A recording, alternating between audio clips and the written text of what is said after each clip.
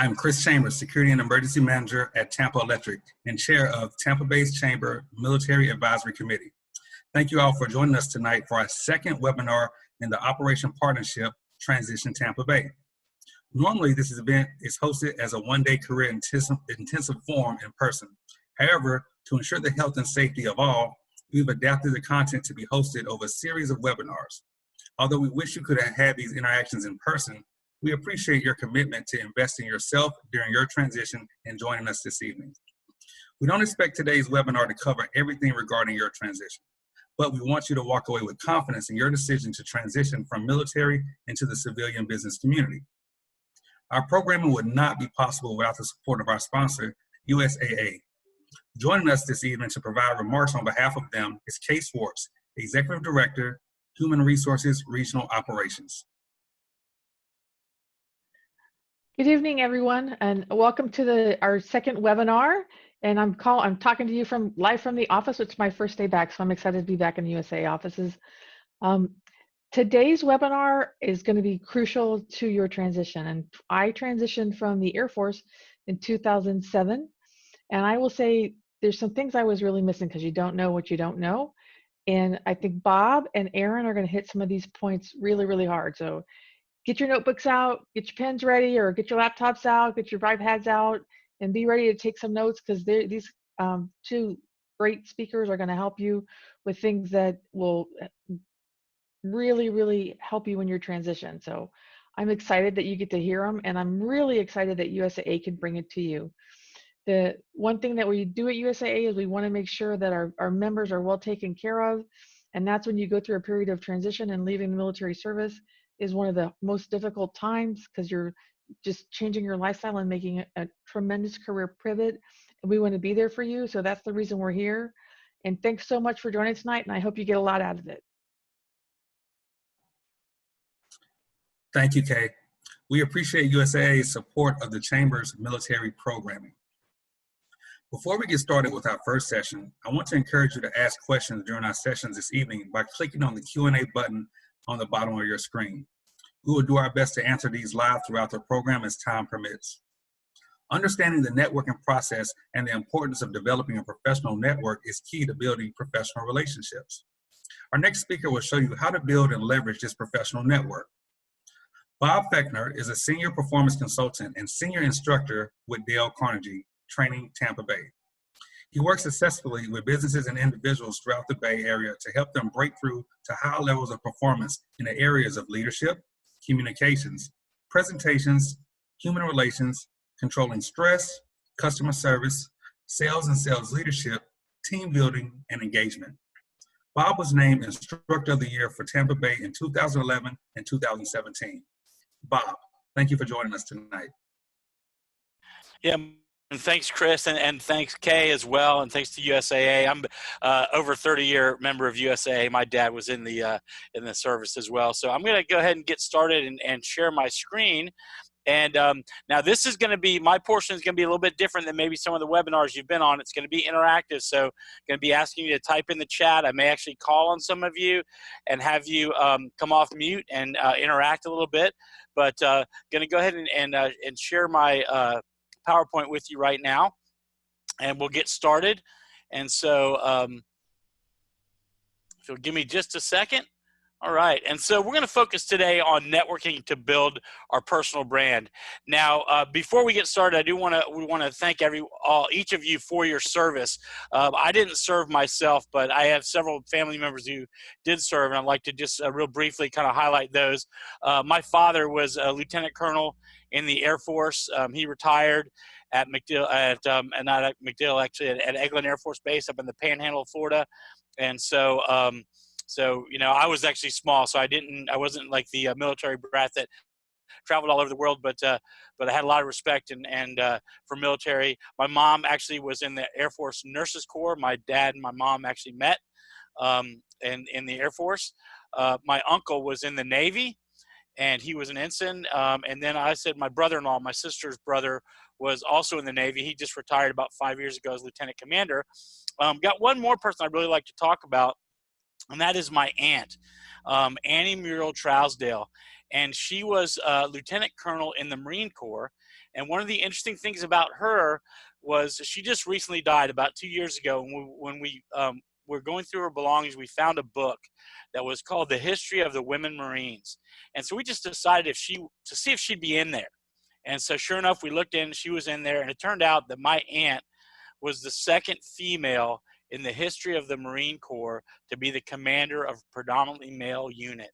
And that was in 1973 when she became the executive officer of the headquarters squadron at El Toro Marine Air Station. So a big history in my family with the military. And so I just really want to thank you for your service. And it's my privilege and honor to be able to help you make your transition into civilian life. So let's go ahead and get started and take a look at what our objectives are going to be for today's session. And so we're going to look at making that strong first impression, making a plan for networking more effectively, looking at ways we can make the most of our professional connections. We're going to look at a technique that we can actually have better conversations with people. And then we're going to look at developing a flexible and authentic personal branding statement. So, so that's what we're going to get started with. And let's keep it moving, and let's talk about first impressions. And I want to get to our chat real quick here.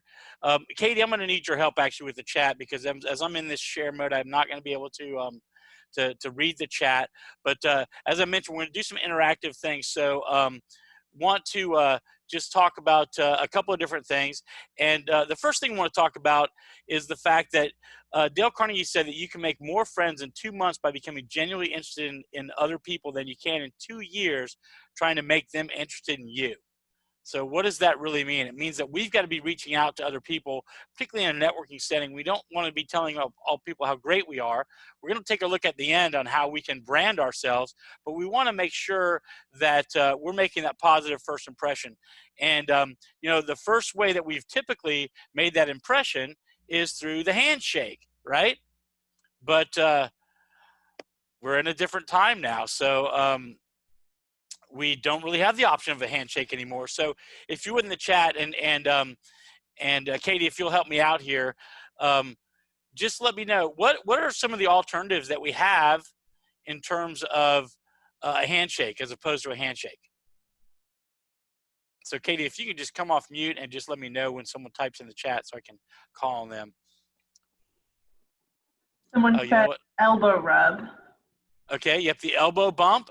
And so now we got to be careful on that one as well. I think I'm going to be able to pull up the chat actually. So yeah, I will. So the elbow bump, the elbow rub. So even that, we got to be careful with our social distancing, right? So what else? There's some options there. I see Karen put something out there. This is where we're looking at for some other people. What can we do?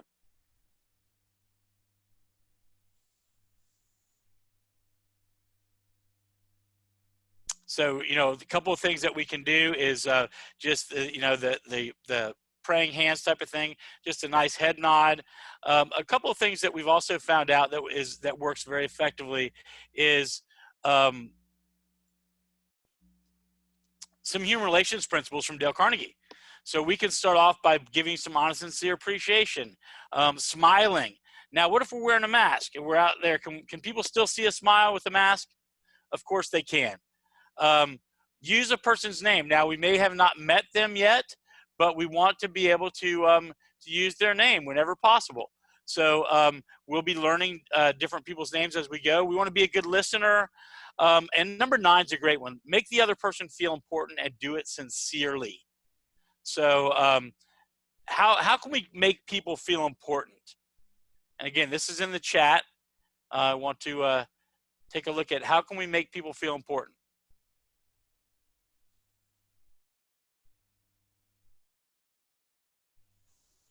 This is the interactive part I was talking about, everybody. All right. There we go. All right. And so Matt says, let them know you're listening by listening intently, active listening. And so I'm gonna bring you off mute there, Matt. And let's talk a little bit more about what you mean by that. So so Matt, you're off mute. I think, let me see, you're off mute. Let me take you off mute. I have allowed to talk. Matt, are you able to talk now? Let me see here. Okay. So he doesn't have a mic. He just wrote into the chat. So okay, great. There's a couple other responses though that came through. Okay, so let's go with Mary. So let's go with Mary. Hello. Yeah, Mary, you're on. Hi. For me, for number 9, it's more like remembering. When you talk to someone, you remember something. So the next time you see them, you ask them about that. And that way people are like, oh, I remember you from certain things, or you remember what is it they're saying. Absolutely. Now, what if you just meet somebody for the first time? How can we still do that?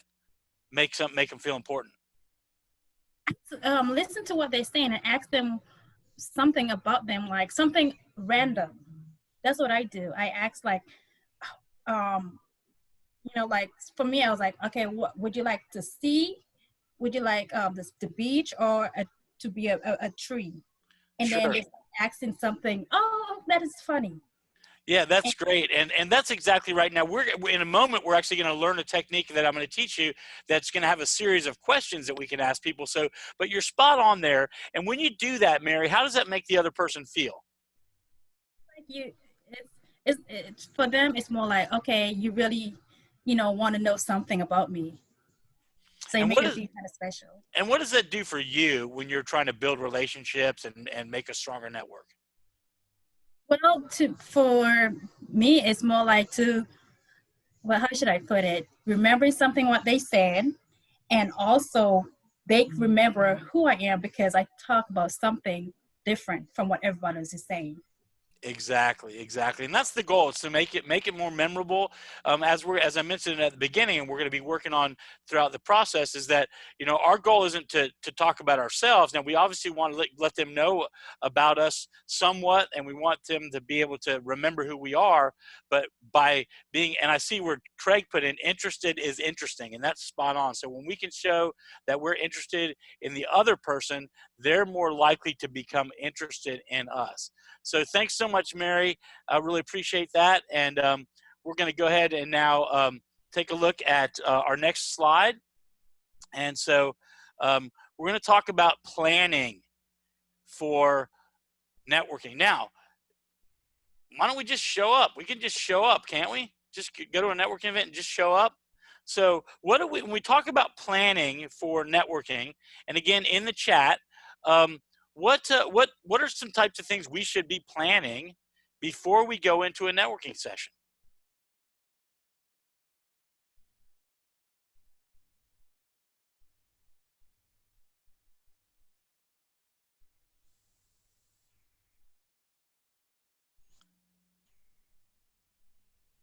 Oh, thanks, Katie. Appreciate that. All right, we got to know something about people in meeting, know your audience. So Karen, I'm going to bring you off mute there. And I'm going to have you talk a little bit more about what you mean by that, knowing your audience. Oh, did I get Karen?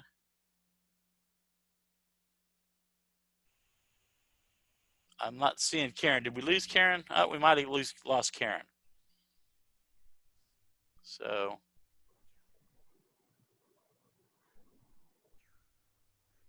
Yeah, I don't see Karen on there anymore, but let's talk to Horatio. So tell us a little bit more about. Hello. Yes. Hello. Yes. So what I mean by research your audience, if possible, if nowadays a lot of us have LinkedIn accounts, and if you know the person's name or the industry that you're looking into, you can look up that person's or that industry profile, whether it has something to do with the industry that you're interested in, or the about section, or their experience, their education. And you just have that plan to know how to engage with that persons or the industry. Absolutely. And that's the key, because it might just be an industry. So you say, okay, well, who might be there? And a lot of times you'll see who's going to show up at different events, and you'll know that if it's hosted by someone, and maybe there's someone that you want to talk to with the host, you can at least maybe make some contacts in that way and find out who that is.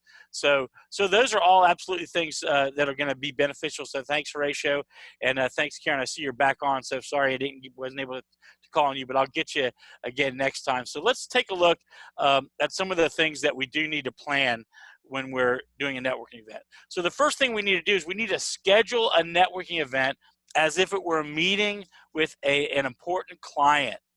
So so if we were going to, let's say we had a meeting with a client at, or let's say it was the CEO of a company that we wanted to meet with, and our meeting was at 12 o'clock. In the chat, what time would you show up if you had a meeting with the CEO of a client?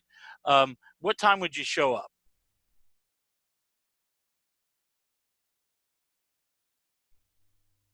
$11:45. Yeah, 30 minutes before. Yeah, we kind of recommend that. You guys are spot on, between 15 and 30 minutes.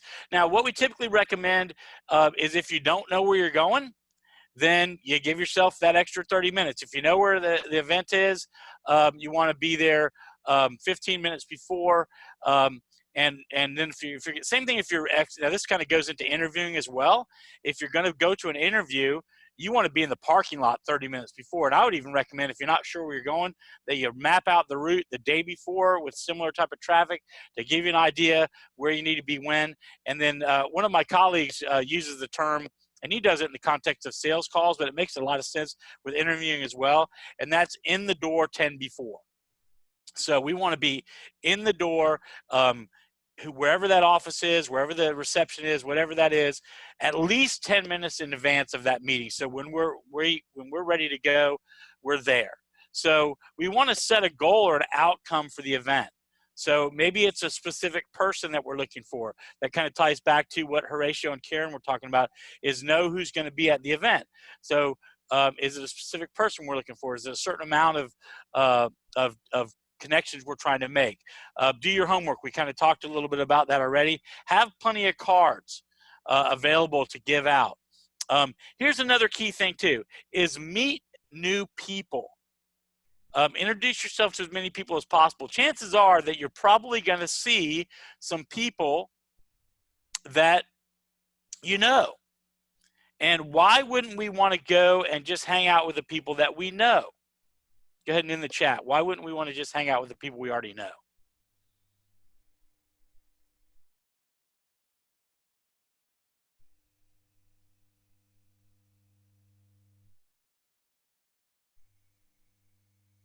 Yeah, sure, it doesn't expand our network, right?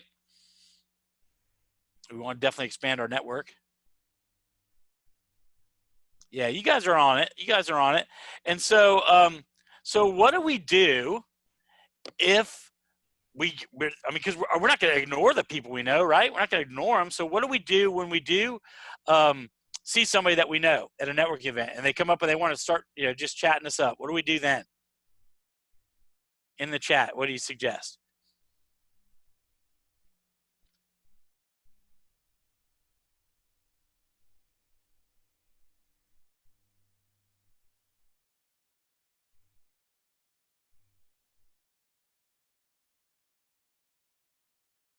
All right, well, I don't see anybody chiming in just yet, but what I would say is that we let them know, hey, I know that we're both here to network and to meet as many people as possible. Let's set up a time that we can get together, maybe after the event or another time, and we can get together and reconnect then. So we want to keep on moving. I think most people at a networking event can appreciate that. That kind of also works if you, even with somebody new that you've met for a while, you've been talking to for a while, and you say, hey, you know what, it's time to meet somebody else. You can, chat a little bit while,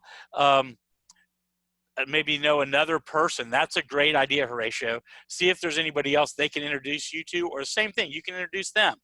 And then also letting them know, even if it's someone that you just met and you've spoken with them, say 5 or 10 minutes, say, hey, I know we're both trying to expand our network. It's really been great to meet you. Let's connect on LinkedIn. Let's take a look at maybe setting up another time where we can meet and get to know each other better, and we'll both see if we can make some more connections. So do it in the context of we're both here there. Yeah, exactly, Craig. Have you met Ted? Have you met somebody else? Make other connections for people. We kind of actually, that's one of the things we can do is when you get there is kind of show up and kind of be the host. So the final thing we want to do is to have a plan in place for follow-up. Okay, and we're going to talk about that in just a moment as far as what we need to do for follow-up. So let's take a look at that right now. And so obviously LinkedIn. So just if you would put in the chat real quickly, just put a yes if you're a member of LinkedIn. I'm hoping that's going to be a bunch of yeses. All right.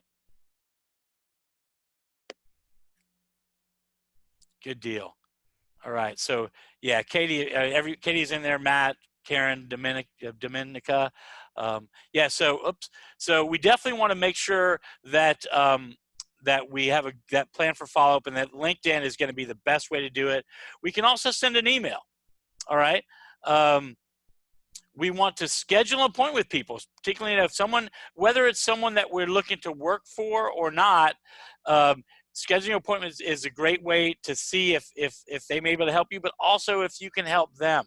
That's one of the key things we want to keep in mind, is that the goal of networking certainly is to meet people and to expand our network and maybe hopefully get a job. But the goal of networking should be, how can you help other people? Now, also we want to tap into our current network. So again, in the chat, what are some examples of the current networks that we may have that we can tap into to help us expand our network?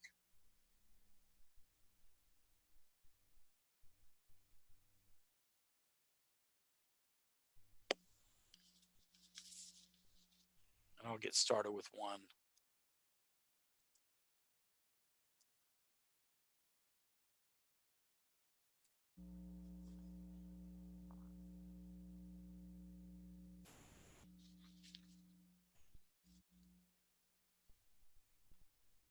What are some other things that other ways we can create a network, other current networks that we have? If civic organizations, what else?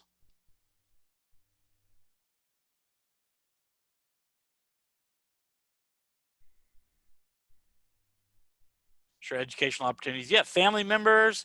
That's extended family as well.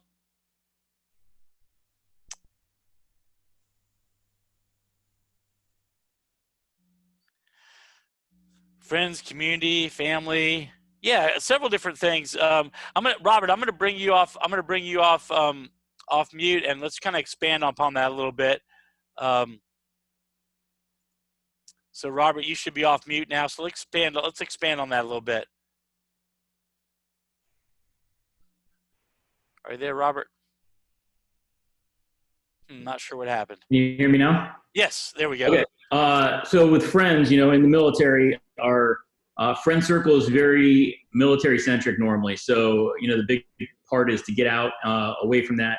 And how we do it is our neighborhoods. I've made a lot of friends within my neighborhood, and their network, especially for folks in the Tampa area who've born and bred here, they have a very large network of folks they've gone to school with, whether it's high school, college, and then the folks they work with within the community too. And that's been a big help for my networking. Yeah, absolutely. Just anybody, neighbors, neighbors, their friends and neighbors, the people that, and that military friendships are great as well. But like you said, they may be somewhat limited. So we want to expand that out. Now let's talk about community organizations. What would be some examples of some community organizations that you think we could tap into in terms of building our network? One that, if you have kids, your kids are probably involved in some sport activity. Both my boys have done Little League, and that has been a whole nother network for me of you meet people, you become friends with them. And once again, they're very involved within the community. So that's been another networking avenue for me. Yeah, absolutely. And one of the great things about things like that is that you also people get to understand a little bit more they know more about you as a person. So it's not, they just know that, you know, that you're in the military, you've done this or you've done that, what your job is. They see how you interact with the kids. They see what some of your values are, and they're able to really then help you to target that network, those networking efforts, to really, you know, if you got a particular job or something that you're really a good fit for, they'll see some of those other characteristics and traits. So those are all great things. We can certainly also look into our church, different civic organizations. If you volunteer for anything, any type of organization, whether it's you know, a nonprofit organization, anything like that, are all good tools to use for your networking. So one of the things that we recommend that you do is to make an inventory of your current network. So just spend some time and actually jot down the names of those people, and what's the best way to get to follow through with them. Now, here's the key thing, and I'm going to say it multiple times: don't just look what they could do for you. What can you do for them? So when you contact them, you're not just saying, hey, I've been looking for a job and I know you know some contacts over here. So what's the common ground that you have, and what is it that you can do for them in addition to what they can do for you? So that's a key thing to keep in mind as well.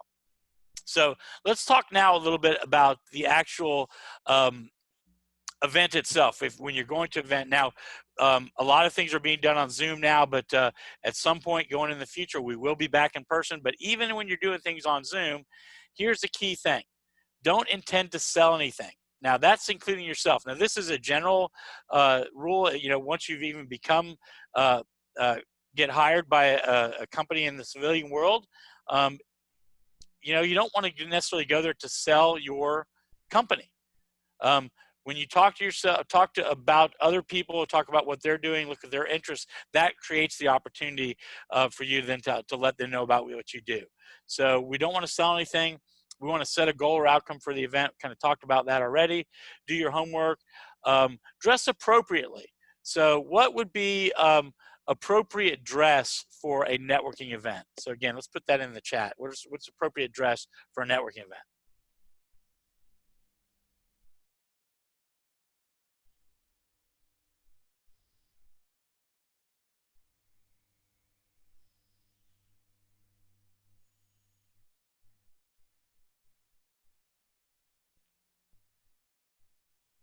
Yeah, I think Mary is pretty much spot on in most cases here in Florida, especially in the summertime.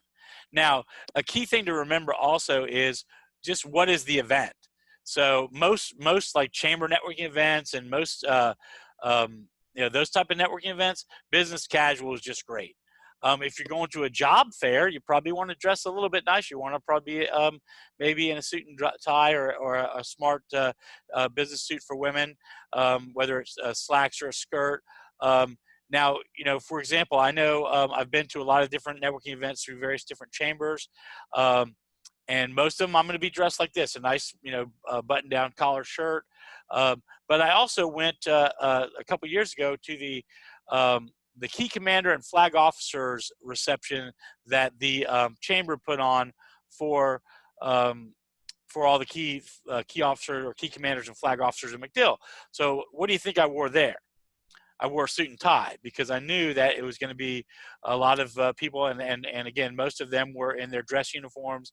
So it just really matters what the event is, but in most cases, business casual is going to probably be the right thing to wear. So you also want to wear your name tag on your right-hand side. Now, that's been typically because when you're working with somebody, it's been the handshake. Now, we're not doing the handshake so much. You know, do the handshake, you kind of reach over that way. But we recommend on the right-hand side. That's typically where most people will look. Couple other things that we can do, and that is to smile and make eye contact. We don't want to stare people down either, but we want to make that eye contact. We want to use what we call pause, part, punch with our name. Have you ever heard someone introduce themselves when they say their name so fast that you can't understand it? Hi, I'm Bob Feckner. So what did I say? So we recommend that you say my name is, and you have just a brief pause. You say your first name, Bob, a little part between the first name and the last name, and then you punch out your last name. So it's my name is Bob Feckner. All right. So you can also introduce yourself with key information about the occasion or the other people that you've known. have that exit strategy. Kind of talked about that a little bit before, when you meet someone that you already know, or you meet someone you've been talking to for a while, and then you want to follow up. Now, one of the other things you can do, if you get there early, you can kind of be the host. You know, just act as a host and be right at the door and greeting people as they come in, and introduce yourself and let people know. Just kind of act as the host is a really neat thing that you can do. So now let's talk about the different types of interaction that occur at networking events. All right. So we have formal interaction versus informal interaction. So in the chat, what do you think? What is the difference between formal and informal interaction?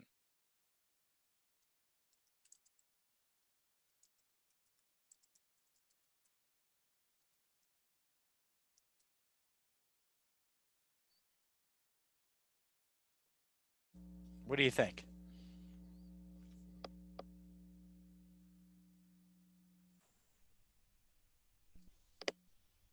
I know it takes just a little bit of time to chat, so.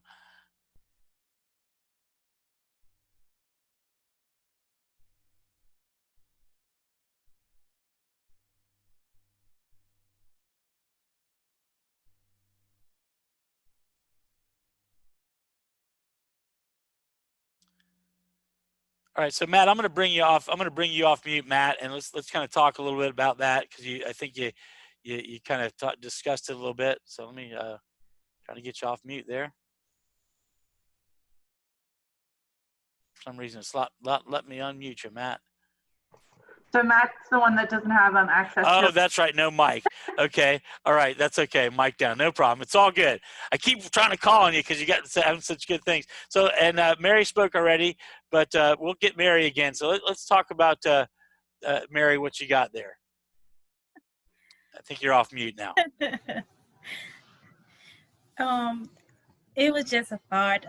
For the formal, it's more like, you know, more of the way you speak, sir, ma'am, and you know, just kind of having that, not more like respect, but more of a your posture, how you know, interact with someone. Mm-hmm. Informal is more like, okay, hi, how, you know, how this is, how that is, you know, it's more like a jovial kind of way of interaction. That's just my thought. Yeah, and that's absolutely part of it. And I see Karen had put something down, so I'm gonna see if we can get Karen off mute here. Is your mic working too, Karen? Because I'm clicking on off unmute on you, and it doesn't seem to come. Yes, I'm on here. Oh, perfect. All right, let's go. So let's talk about, what do you mean by informal is more casual? Well, I think if that's your first time meeting a person and you're more comfortable with them now, you feel that you can have a casual conversation with them. You know, sometimes people is too professional. I guess that would be formal. I guess if you're informal with them, you're feeling more comfortable with them, and just a casual conversation. Yeah, and that's pretty much spot on. And so what we mean by formal and informal is, the informal is pretty much right on. It's that casual conversation. It's like when you go to a networking event and everyone's just milling around and kind of interacting with people, and you go up to somebody and have that casual conversation with them. And in a moment, we're actually going to give you some tips on some things you can ask and create that conversation a little bit more.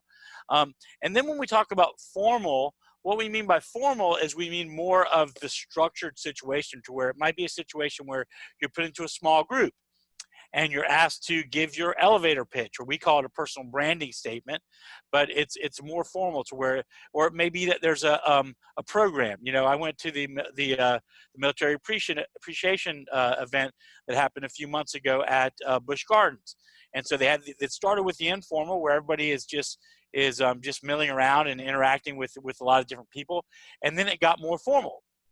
Now, in that context, they were giving away some recognition. They were presenting some awards to some key people, but a lot of times when you go to a networking event specifically, that they'll have an informal part to start, and then they'll say, okay, we're going to ask everybody to sit down at the table, and at your table get to know the other people and kind of share a little bit more on a more formal message.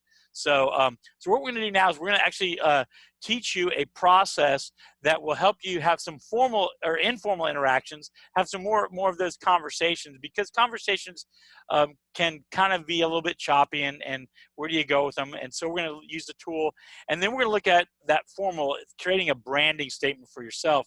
So when someone asks you about you and what you're trying to accomplish in terms of your job, you can have a little bit more formal response to them. So what we're going to do in just a moment is we're going to teach you a process that we call a conversation stack, or a relationship building, linking, or stacking. In Dale Carnegie, we have a technique. It's a memory technique where we take objects and we link them together to help us remember things. And so we're going to build a visual stack of objects, and then we'll show what those mean in terms of ways that we can build relationships with people. So this is where we got to get a little bit creative and take a look at our creative side. And so so we're gonna take a series of pictures, because our mind works in pictures. We remember pictures. So for example, if I say dog, you don't see the letters D-O-G, you think of a dog. If you have a dog, you probably think of a particular type of dog. Your dog, I think of labs, or I think of little wiener dogs, so you think of the dog. So we create that picture. It helps us remember things. So we're gonna create now a link or a stack of pictures that will help us have conversations with people when we meet them for the first time. So the first thing we want to think of is just a nameplate. And we're going to put the link together, and then we're going to talk about what each object represents in terms of conversation. So we think of a big nameplate. It's huge, actually. It's like the size of a house. But it's wood with a nice metal nameplate across it, and it says the words "your name" on the nameplate. All right, now on top of that nameplate is a house. All right, and it's not just in your house, it's your dream house, okay? So, so now in the house, you see your family. They're all just having a good time. They're hanging out the windows, but don't worry, they're not gonna fall out. It talks about, you see your family, you see pets.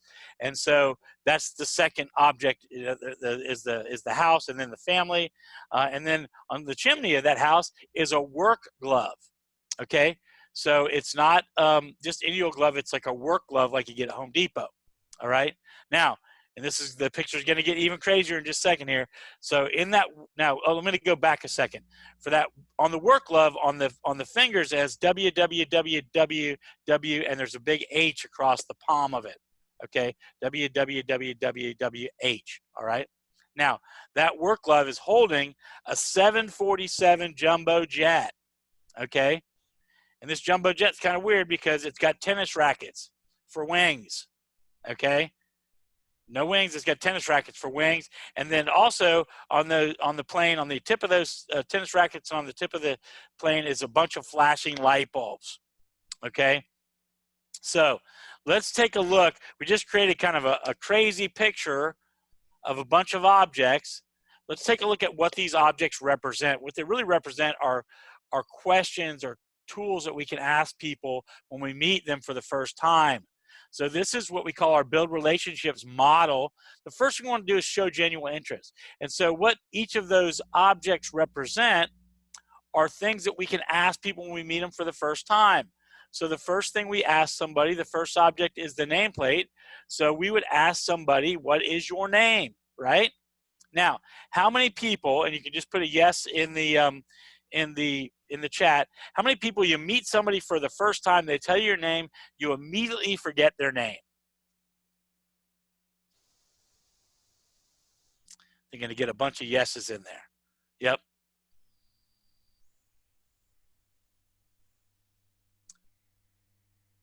So Randall, I'm going to bring you off chat real quick, or off mute real quick. And so let me see if I can find Randall here. I'm not seeing Randall for some reason, so let's, oh, there's Randall. All right, Randall, got you off mute, I think. Are you there, Randall? Yes, sir. Okay, so Randall, so tell me a little bit, so what do we do? If we forget somebody's name, what should we do? Well, that's a good question. I do it a lot, but I try first of all just to carry on the conversation without having to bring up the name again. Okay. or try to carry on a conversation where the name, try to get the name to come back up somehow. Yeah. But, Here's what we recommend, and because we recommend just asking them again. Now, now we don't want to say, I forgot your name, what was it? Because how does that make you feel when somebody forgets your name, Randall? yeah, not good.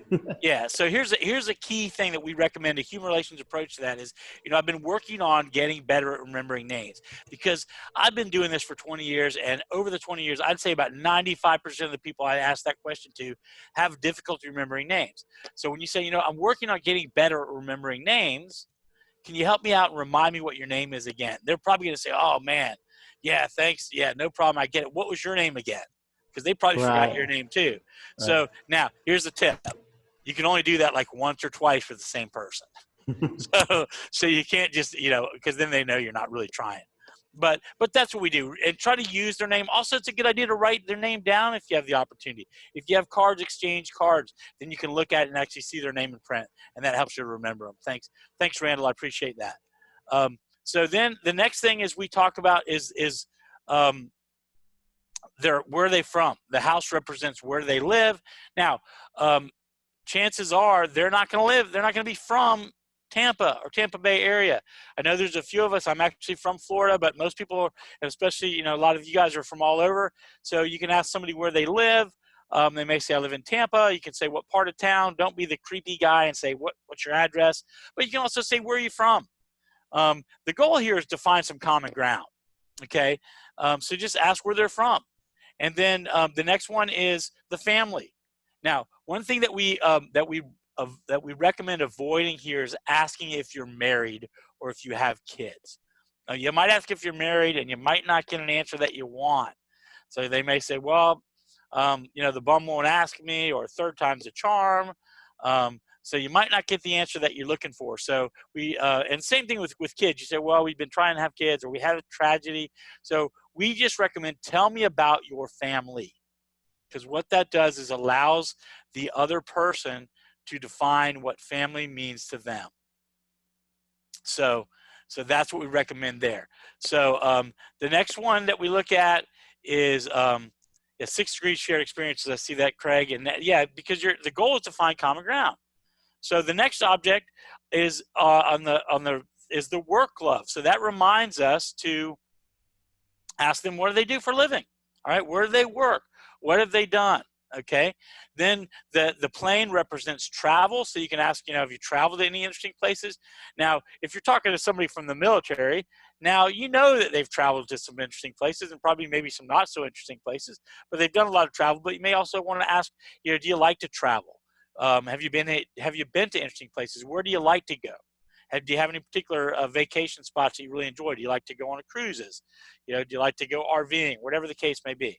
And then the tennis rackets on the wings, they represent hobbies. So you can just ask somebody, what kind of hobbies do you have? What are some interests that you have?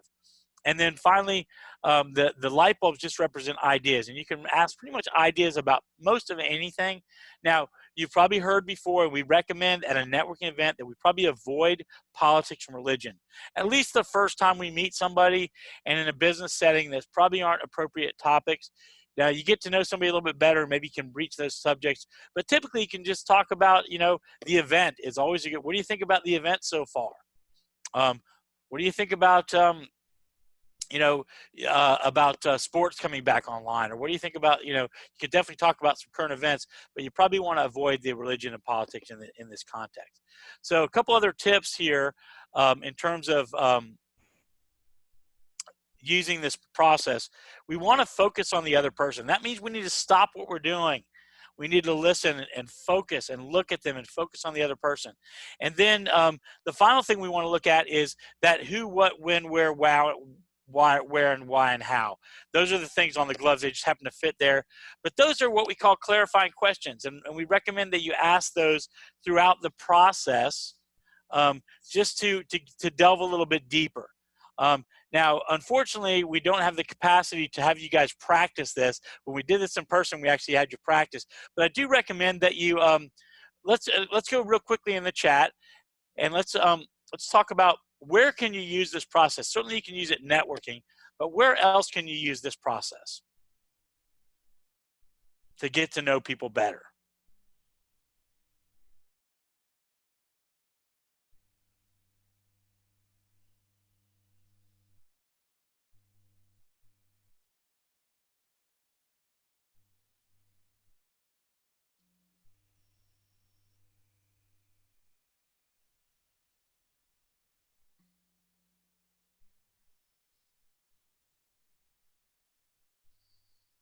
All right. So you don't want to hear me sing the Jeopardy song, but all right, extended family events, sure, especially if you haven't seen people in a while. So Craig, I'm going to bring you off. I'm going to bring you off mute because you had another good comment there. So we kind of expand upon that. So so Craig, so I think I got you off mute there. Are you available? You do. All right, perfect. So tell us a little bit about that I want to go actually into that 6 degrees share experiences, because you talk about extended family events. But let's expand that out, that 6 degrees and shared experiences. Well, 6 degrees is just kind of a game you play. It's like 6 degrees of me, and 6 extended persons. So within 6 people I know, there's going to be somebody that you know. So if we just sat and talked down and we talked about where we've been and what we've done in life, before long we'd find some common point in our history, and so that 6 degrees represents that. Okay, yeah, and that's really exactly what the purpose of this process is. It's exactly that. It's building that common ground. It's making that connection with other people. Now here's the key: we want to ask open-ended questions, right? We don't want to necessarily be asking yes or no questions. And so so Craig, why wouldn't we want to ask yes or no questions? And somehow I think I got you muted again. I got you. Oh, there you So go. Okay. yes or no or dead end questions. You want to have conversations that carry you further down the road and allow your participant. Pardon, my new puppies are a little rowdy. Oh, that's okay. But so you allow that conversation to flow, and you really, it was kind of to my first comment about interested is interesting. If you show interest in what other people are interested in, they find you more interesting and are more willing to engage in that more meaningful conversation.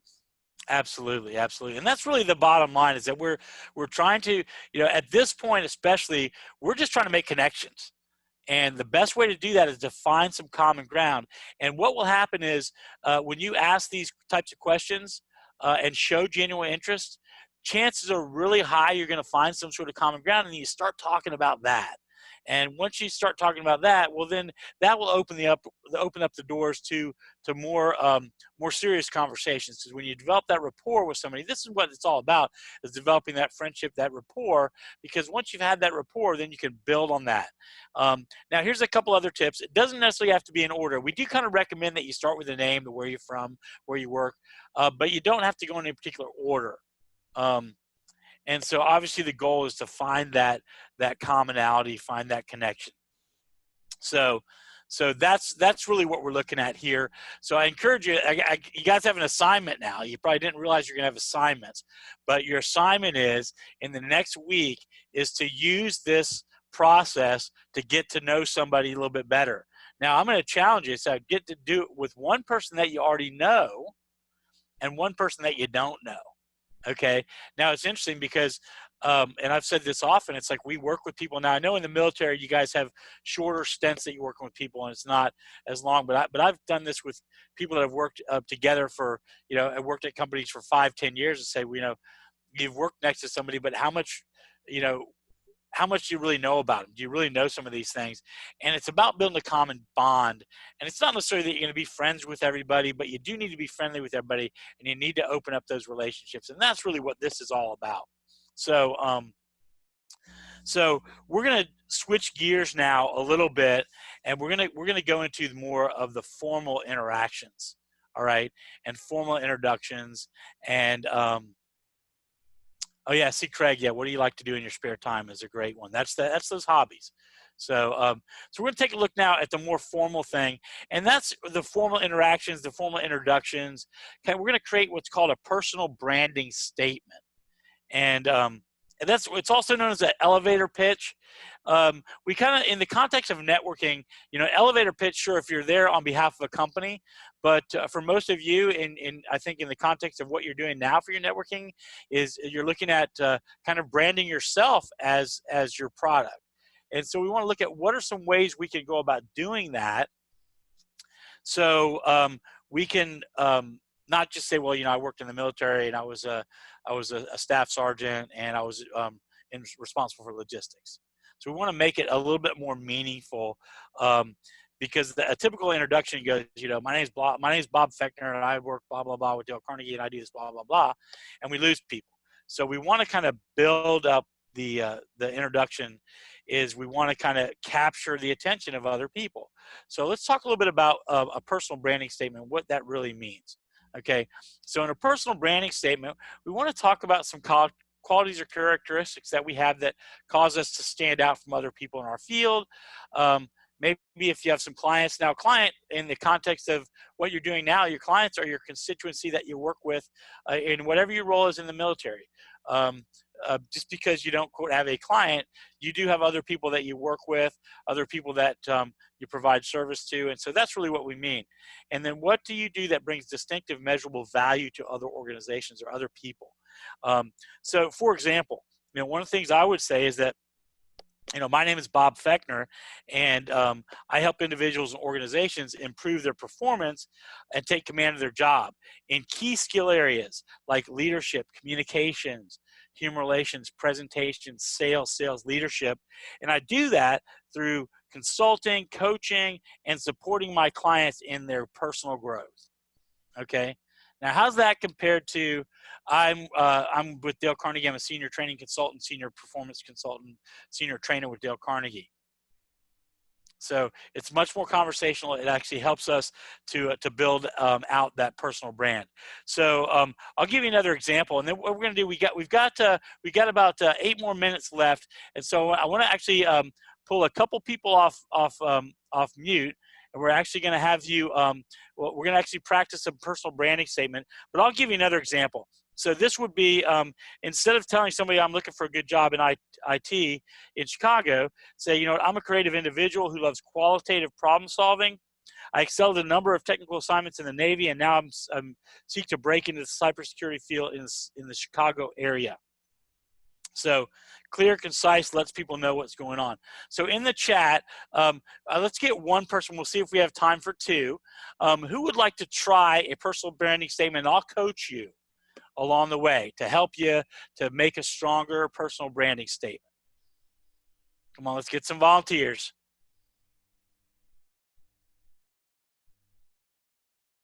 Just need someone to say yes or just say me, and I'll pull you off mute and we'll get you going. All right, Robert, good deal. Let me get you, okay. I think I'm off mute. Okay, perfect. Thanks, Katie. All right, so give it a shot, and I'll coach you along the way. I have one I've been working on. Okay. But I'm a transitioning naval aviator with extensive experience in team leading and asset management in a multitude of dynamic situations around the globe. My work ethic is unmatched. I'm goal-oriented, and I understand how to motivate people, and I'm a fixer. I can solve or find a solution for any business challenge you face. Great. You know, that is spot on, Robert. I love it. And so the one thing I would say is so we want to you've got some good superlatives in there, and so maybe there might be a little more conversational, but all those are elements that are really strong. I would just start with some of the characteristics first, and then say probably somewhere in the middle, say, you know, as part of my role as a naval aviator, kind of tuck that in the middle instead of starting with a transitioning person as a naval aviator. That's the only thing I'd really say, but that was really spot on, Robert. And just a quick tip, my brother-in-law that was in the Navy, he was a navigator on the P3, so I'm not sure what type of naval aviation that you were involved in, but he was on the P3s and was out at Whidbey Island and also in Hawaii. I'm a P3 pilot out of Jacksonville. Oh, really? And what? Just a shot in the dark. Do you know Ben Masiglia? I do not. Okay, yeah, he retired about 5 years ago, so Okay. so it might have been his last duty station was at Pax River, but he was in procurement for the last 3 or 4 years. So, Okay. But that's interesting. Great. All right, so I think we got time for one more quick one. Who else would like to try?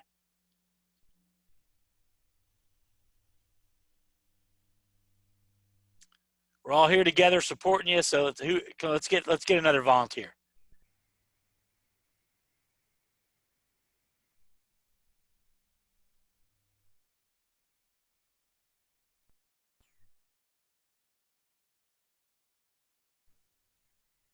Come on now.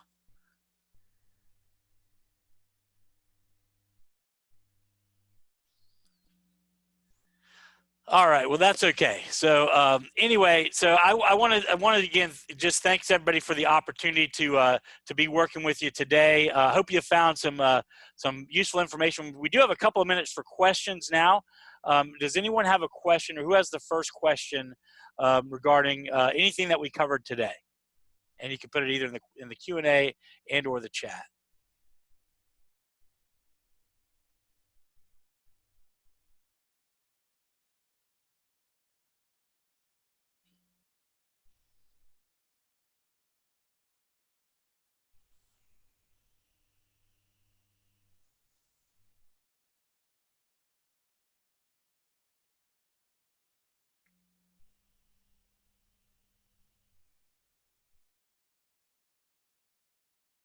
My pleasure, Karen.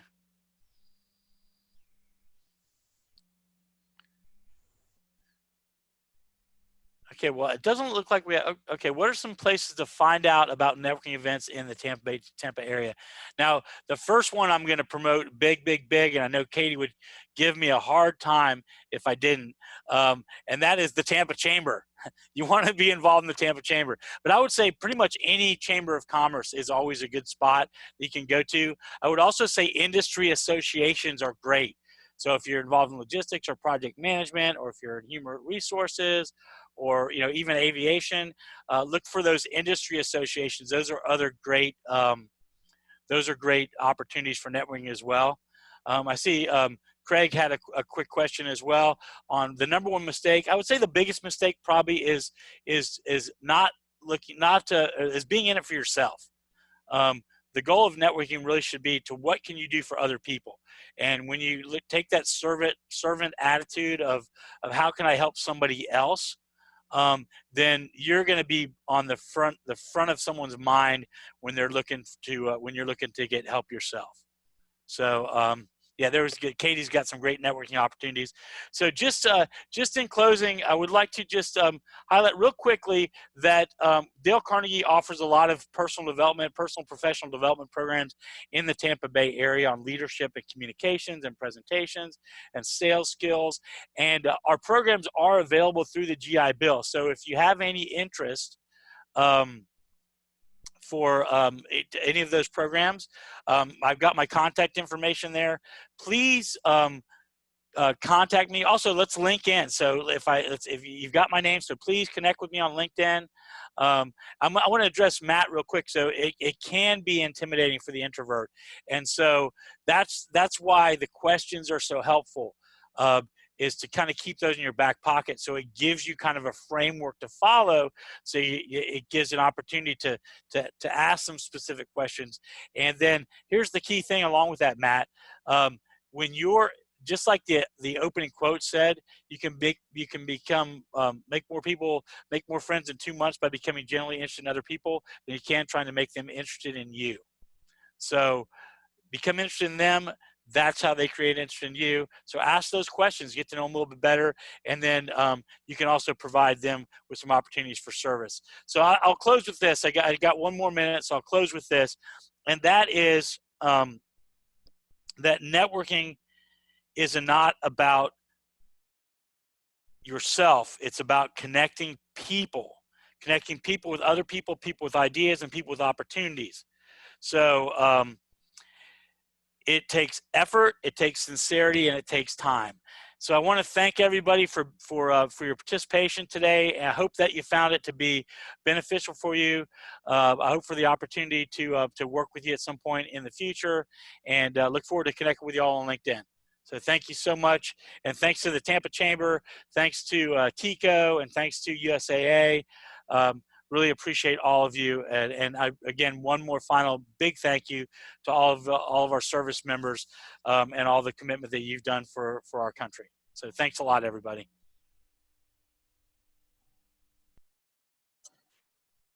Thank you. That's it. Thank you, Bob, for joining us this evening and sharing that important information. I love to see the network going on, and you definitely had a lot of valuable information. So next, HR managers and recruiters are implementing new methods to attract and hire talent for their organizations. As you transition, it is important that you know what to expect during the hiring process in terms of assessments, salary, and benefit negotiations, and onboarding.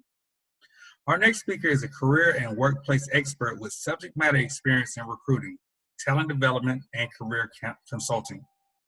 Her experience working for a variety of Fortune 500 companies have given her the opportunity to connect hundreds of people to their best possible career opportunities. As principal at ERC Strategies, Erin helps companies connect to top talent and supports professionals as they navigate their ideal career path. Erin, thank you for joining us tonight. Hey there, Chris. Thank you so much. Well, I am just thrilled to be here with all of you, virtually, if no other way, right? So I know this is probably feeling like the new normal for a lot of people these days. And if you are at all extroverted as I am, you're probably over Zoom meetings. I am over Zoom meetings and looking at myself. I want to be able to really touch and interact with people, but this is a good option, certainly better than phone. And I'm just really thrilled to be with all of you. So I'm actually going to open up my presentation, and I'm hoping that technology will be my friend here. Looks like it is going to be. So doesn't that look so much better, that screenshot of that beach? I don't know about you guys. I'd like to be there. Well, hopefully I'm going to do some service in bringing some value to our conversation today and helping you think through demystifying the hiring process. So as Chris mentioned, I've spent about 15 years, or did spend about 15 years in the start of my career in managing various roles in the recruitment and talent acquisition side of human resources. So I know you guys probably have a very different vernacular in the military industry in terms of what you call that, but HR I think is a pretty generic and easy term to understand, but there are various stages or phases or departments within HR, and one that's really commonly kind of has its own line item in the corporate and civilian world is this concept of talent acquisition. And so my role has been for a good part of my career helping organizations identify and attract talent to career opportunities. And about 3.5, almost 4 years ago, I actually started my own business where I now consult to companies and help them to hire talent, and then also help people like you all as you're considering transitioning either from military to civilian careers, but I also help a lot of people working to get back into the workforce, maybe after staying at home for a period of time with kids or new college grads, identify how to get into the workforce and find really great career opportunities. So I've delivered this presentation before, and I've been lucky enough to be with, maybe even some of you on the line have been with me in this session before. And man, has a lot changed, even just since March of 2020. So much of what we're going to talk about today, I will connect to caveats and how it is changing in the COVID-19 environment, because probably one of the overall pathways or careers that seems to be, I guess, industries that's seeming to have the most impact on it is really the job market and the job industry. And so we're going to talk a lot about that.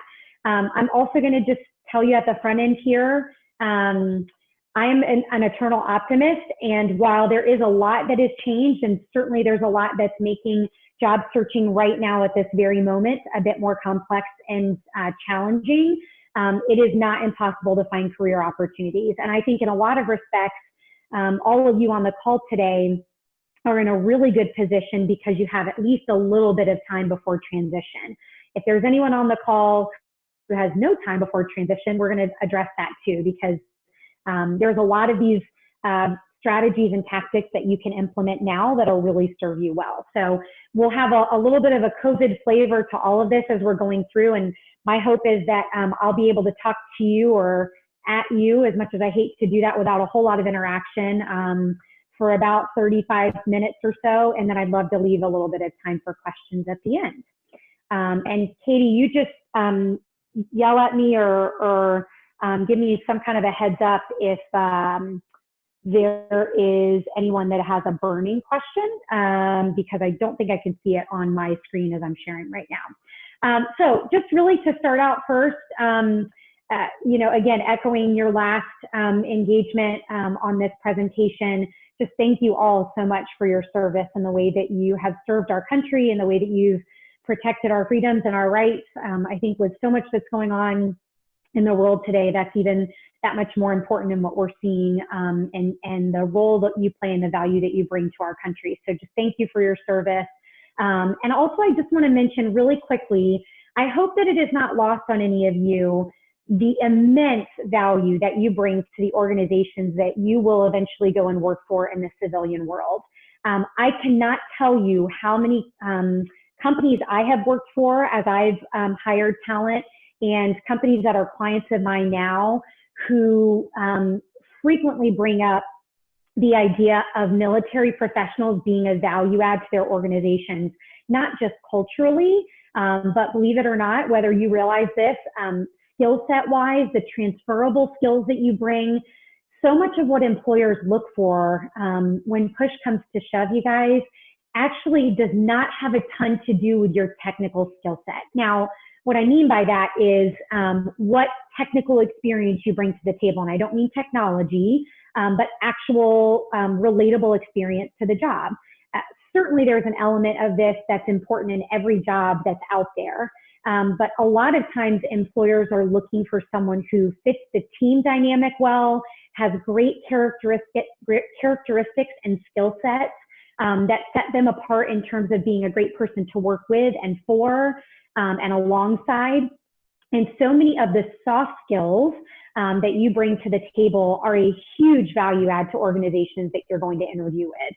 So not if, but when, because it will happen, when you get discouraged through your interview process and as you're going through the application process over the next 6, 9, 12 months or beyond, just remind yourselves occasionally that what you have and what you embody from a characteristic standpoint and just as a professional is so valuable to organizations, and so many organizations in the Tampa area and beyond would be lucky to have you. So just thank you and remember that.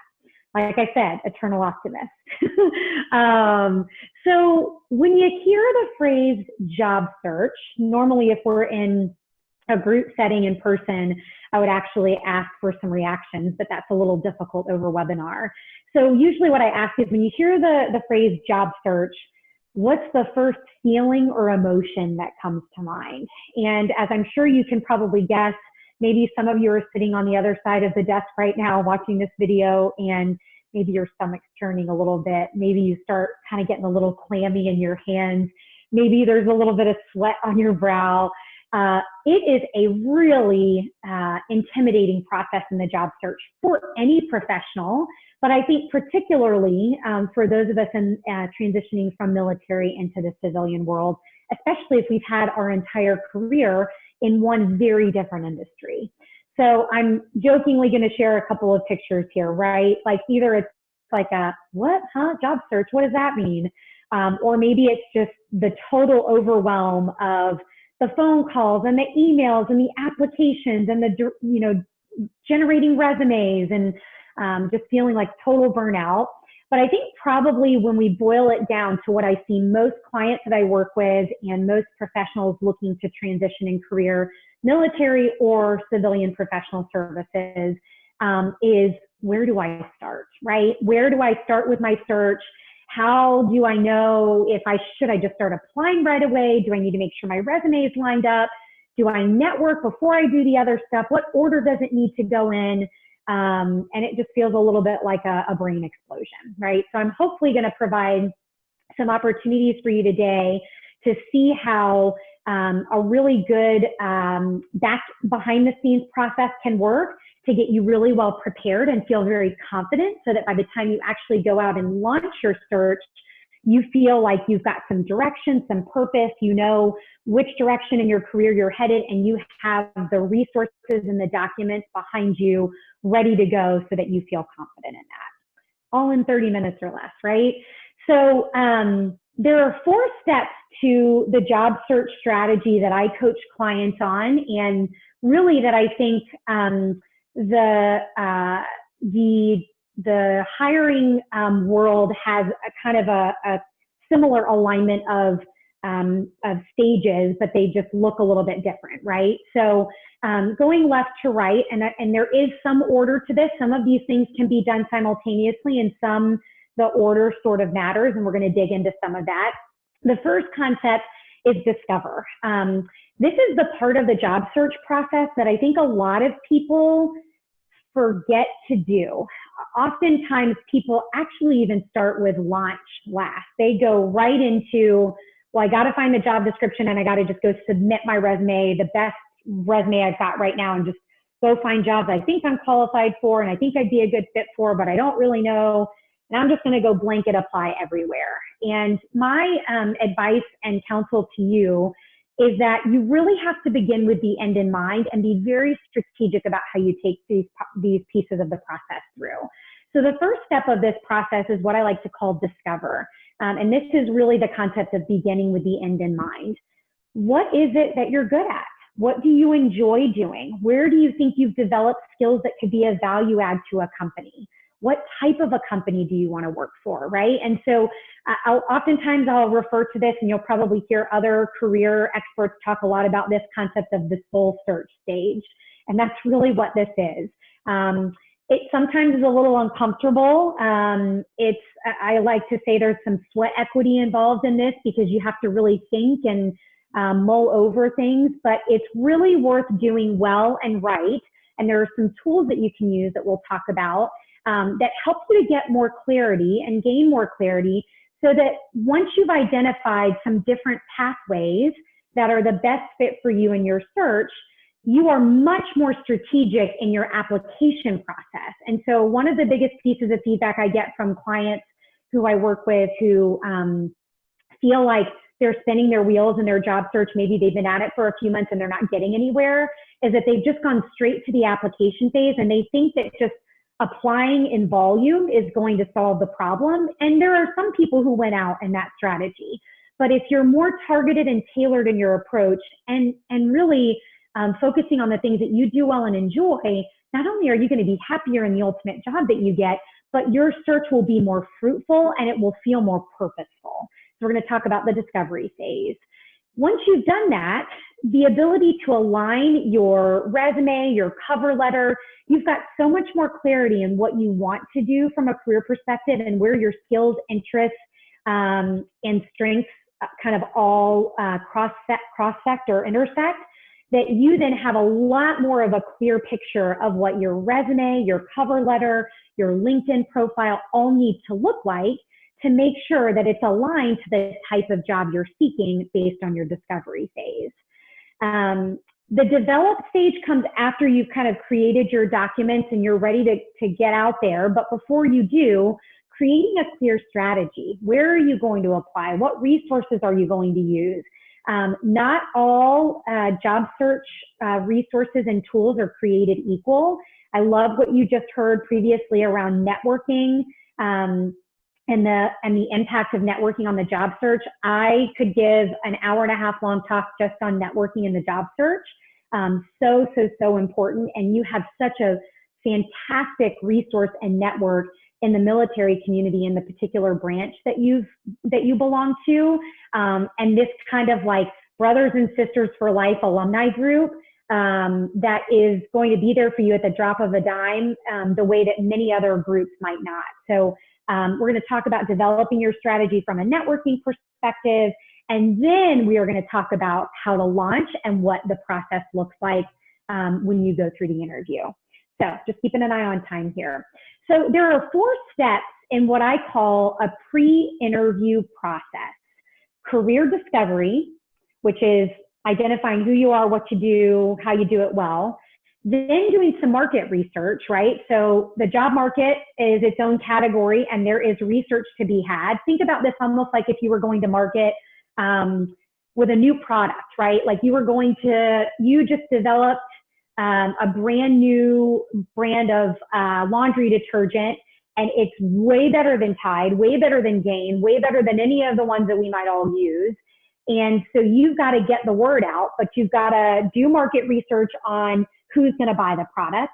You've got to get all your marketing resources together and your commercials and your print advertising. It's all got to align, right? It's all got to look the same.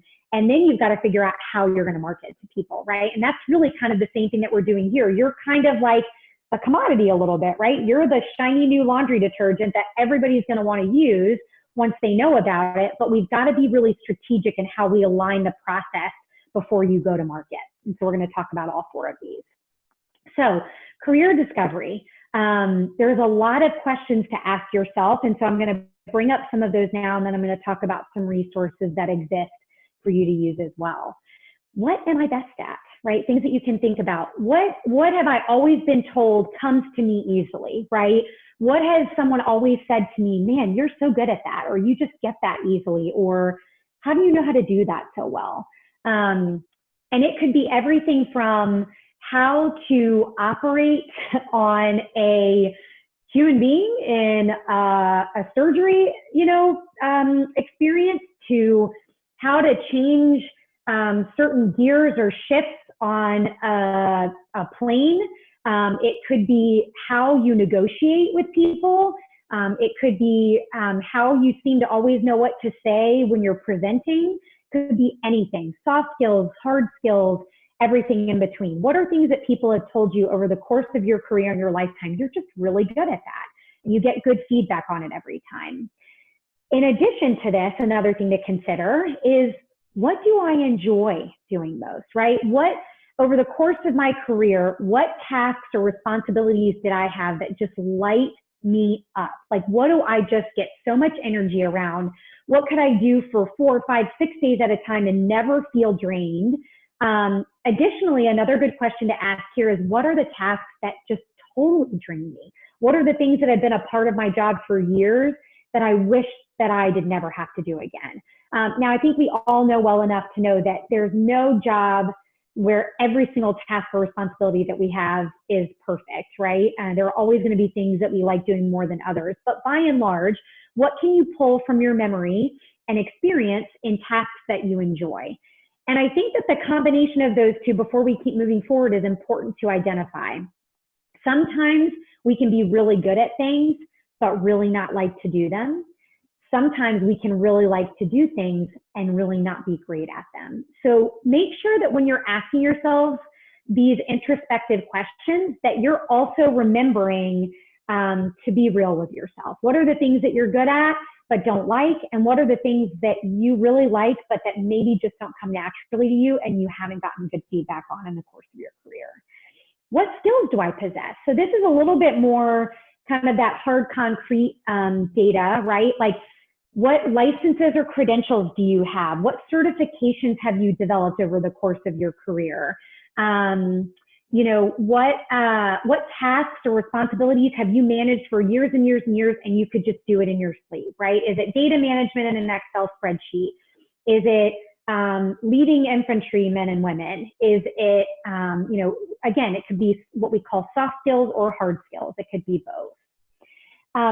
Which jobs align best with my interests, skills, and strengths? So this is kind of getting into that market research concept. But once you've identified who am I, what am I best at, what do I like, and what skills do I have, then starting to identify, well, what jobs are out there that might align with that, right? And this is, I think, a really good place to talk for a quick minute about the idea of assessments.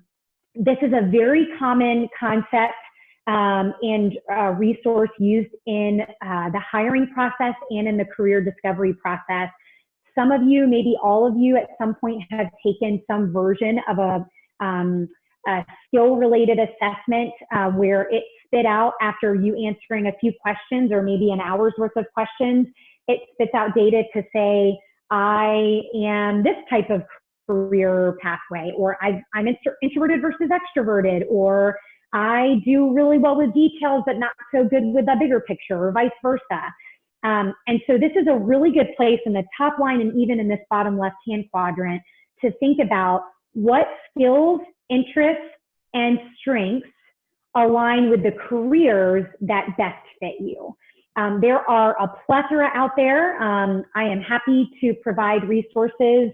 There are many that are free. If you Google free career assessment, some will come up. There's one called the Myers-Briggs, which is actually inherently not a career assessment. It is a kind of like a personality assessment.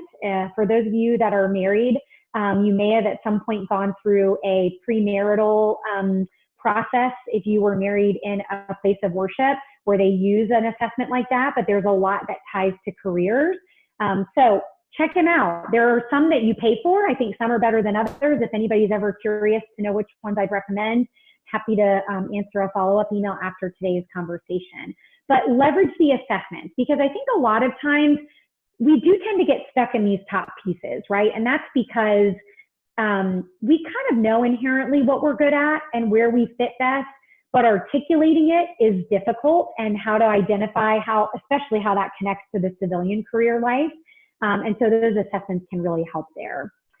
Which industries best fit my career? So you've got jobs, and what I like to refer to often is like the function of the job, but then there's also industries.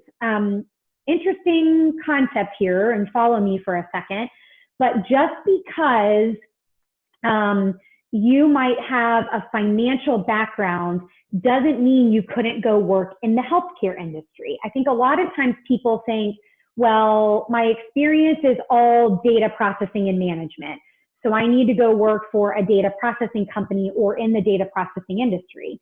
But guess what? A lot of really big industries, healthcare is just the first example that pops up in my mind, that's really busy right now, considering everything that's going on, that probably need help. As more nurses and doctors are being employed and we need more help in the COVID crisis, that ends up meaning that we need more operational staff. And there are data processors that work in hospitals or for hospital companies or for insurance companies.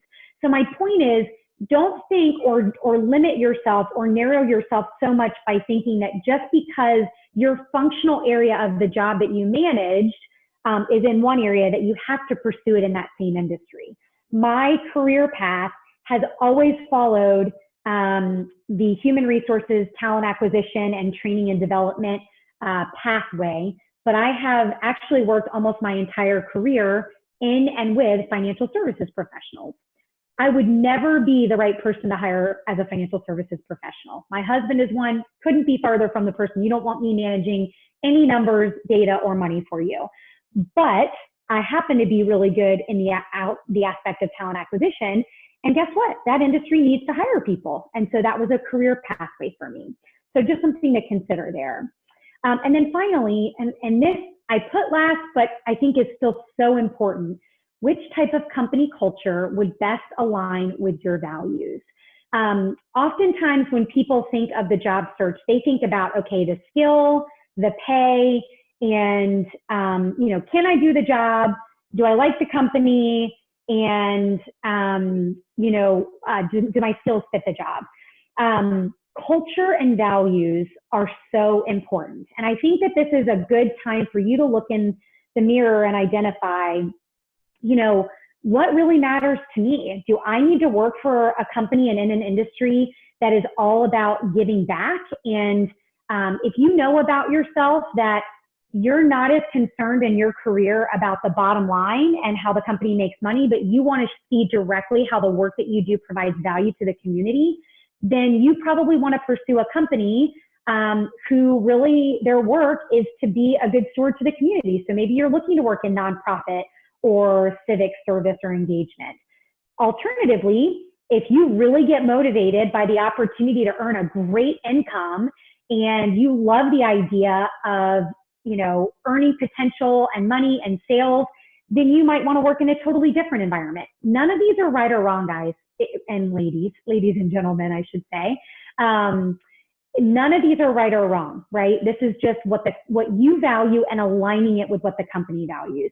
I can tell you I work with a lot of individuals and have over the course of my career who find themselves after 6 months to a year in a job not being able to handle it anymore because they just can't align with the values of the company. So don't forget how important that is when you're looking at the job.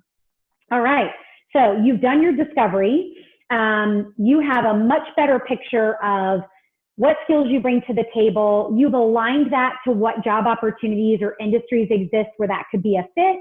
And now it's time to do some, well, you started to do that. Now it's time to do a little bit more homework on the market research. So I jumped the gun a little bit. There are 4 components, more than 4, but I think these are good 4 to start with when you're looking at market research.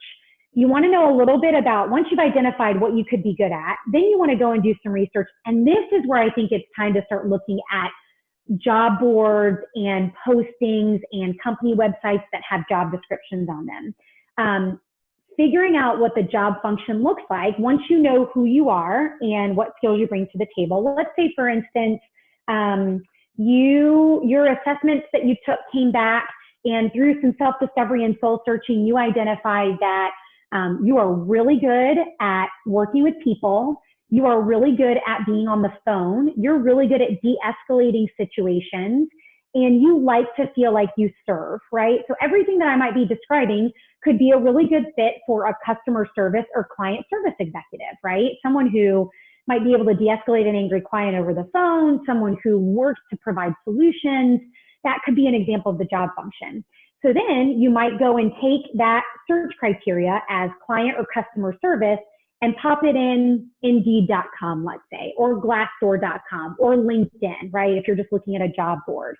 And then you might start to do some research. Well, what kind of jobs are out there? What are the job descriptions? As I read them, do I find that they're interesting? I might go to some great websites like Vault.com, V-A-U-L-T, also Glassdoor, and look into, well, what is the career pathway for someone in customer or client service or an account manager or something of that nature? What's the career pathway look like? What skills are needed for those roles? How much does it pay on average? So doing all of this homework and this research, you can start to piece together what types of jobs you're actually going to go and apply for. The other thing that's really cool about this is when you get more clarity here, and again, this is really important for those of you in transitioning military, because a lot of times the vernacular and the phrasing of job opportunities in a civilian world is very different from the work that you do, right, and have done in the military. So understanding some of the, what we call industry jargon, vernacular, or phrasing of these positions, you might not have realized had you not done that homework, right? And so maybe some of you have experienced going on and starting to look at job descriptions, and you're using the kind of job description that you have now and getting really frustrated because none of the right search results are coming up. So this is something that I actually coach people on a lot, and this is a little complicated, and it requires a little bit of effort and research and striking out, but there are some great resources and websites that can help you in this space. So now you've done your market research, right? So you've done this career discovery. You know who you are, what you bring to the table, the value that you bring, and the kind of organization, company, and job you want. Now it's time, believe it or not, before we just go start applying, to make sure that all that marketing material lines up, right? We talked about the analogy of the laundry detergent. So do you think Ty just goes and decides like, okay, well, the commercial people are going to do their thing, and the magazine company, they're going to do a totally different thing, and the billboard people are going to do something totally different? You think maybe they probably talk to each other to make sure that all of the branding that they're doing for marketing that new product is going to align? You think they're going to have different logos or the same logo? Do you think the experience is going to look the same or different? So same thing goes for you as a commodity in the job search, right? your LinkedIn profile, your resume, your cover letter, it's got to be on brand. It's got to look the same. It's got to feel the same. It's got to market you all the same way, okay? So this is, when I say resources, I mean things like any of your marketing documents, right? Which in the job search are resume, cover letter, LinkedIn profile, maybe your auto signature in your email, the contact information. You need to have the same email address everywhere, all that kind of stuff. So a couple of things to consider. There's this concept in job searching called optimizing your resume and cover letter. Optimizing means taking what you've seen in the types of jobs that you're most interested in applying to and ensuring that your resume speaks as well to that job posting as possible. So a really basic example would be if you're applying to a client service or account manager role, right? Let's say you're looking at sales or customer service account management positions. If you pull up a job description and you notice in the job description, it says the phrase relationship builder 3 times, solution-oriented, problem-solving each 2 times, and then your resume doesn't have those phrases in it at all, it's really not aligning to the job description. So now, of course, what's really important here is you have to make sure that what you're sharing on your resume is honest and truthful, right? So you have to have that experience. Don't just put it on there because it's in the resume or in the job description.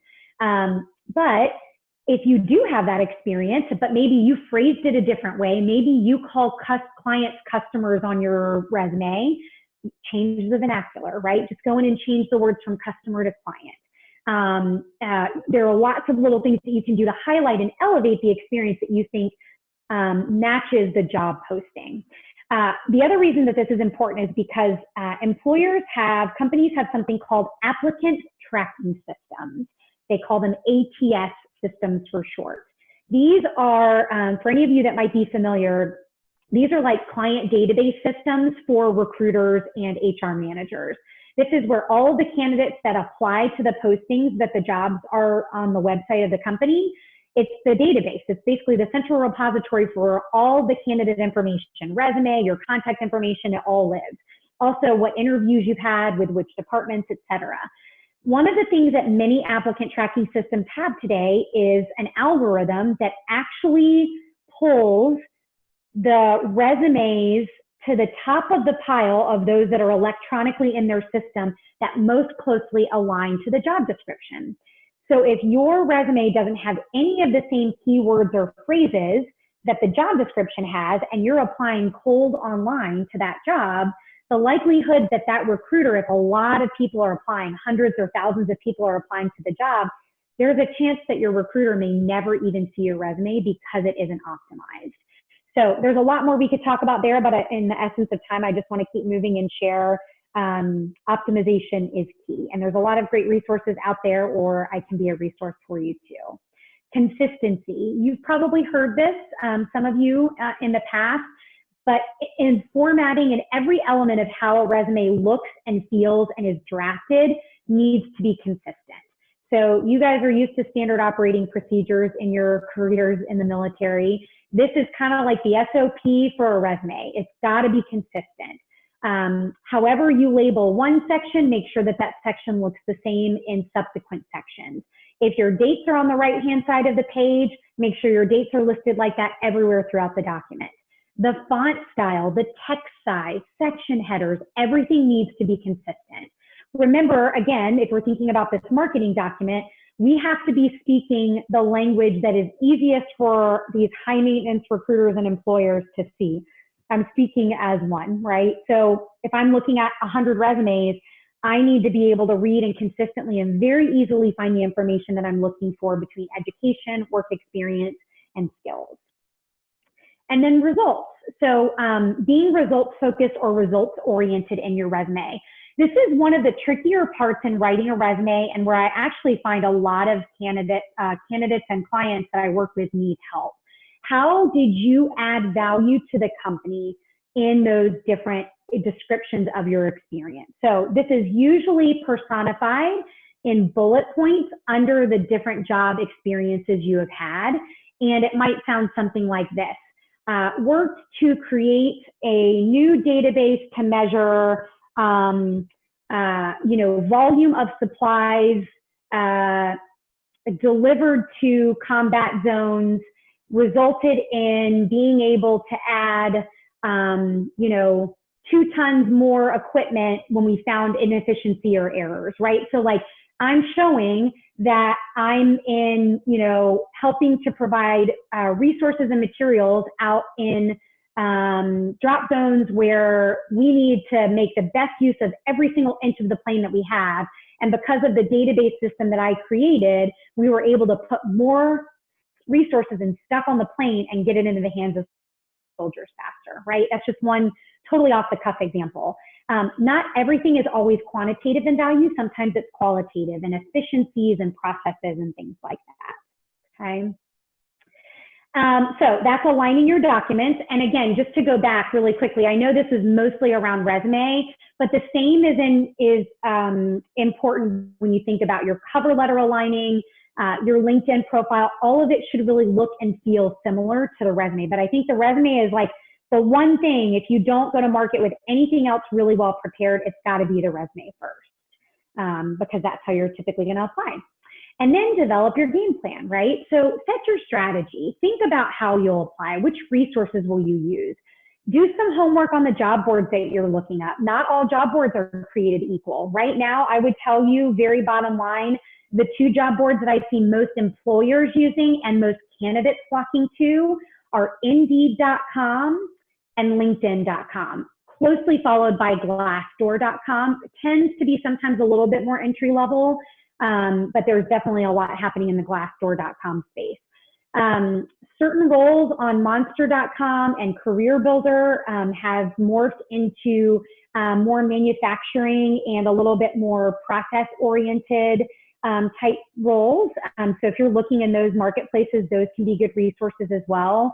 But by and large, people in your experience level tend to be using Indeed, LinkedIn, and Glassdoor the most.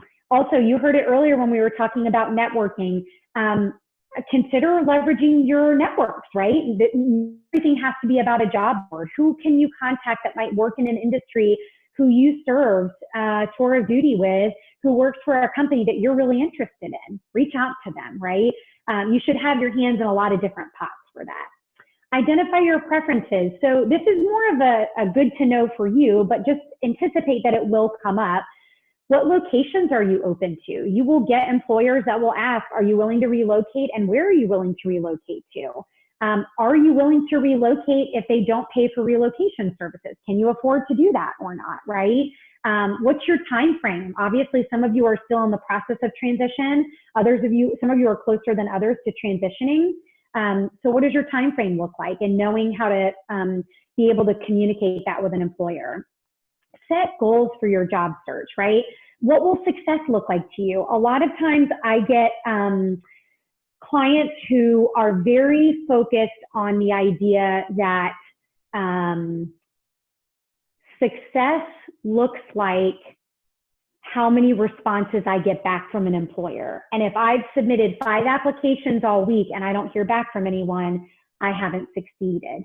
Whereas, and I'm going to talk about this at the end of our conversation in just a minute, but it's a numbers game in the job search category. And I will tell you, it's more of a volume game the colder your application process is. So if you are only leveraging online application processes, the amount of applications that you have to submit to hear back and to ultimately get a job is going to be higher than if you're leveraging a combination of online applications, networking, etc.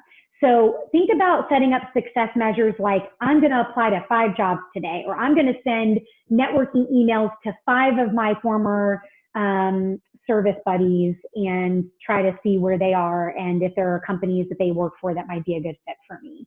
So thinking about it more in terms of the front end action that you're taking, I think will make you feel like you're focusing on what you can control and not on the things that are outside of your control, which is how quickly employers are applying, okay? And connect, we already spent an hour on networking. I could talk so much more about it, but I think you heard some great feedback already around who do you know in your networks. It sounds like you guys talked a little bit about a networking brainstorm. Who do you already know?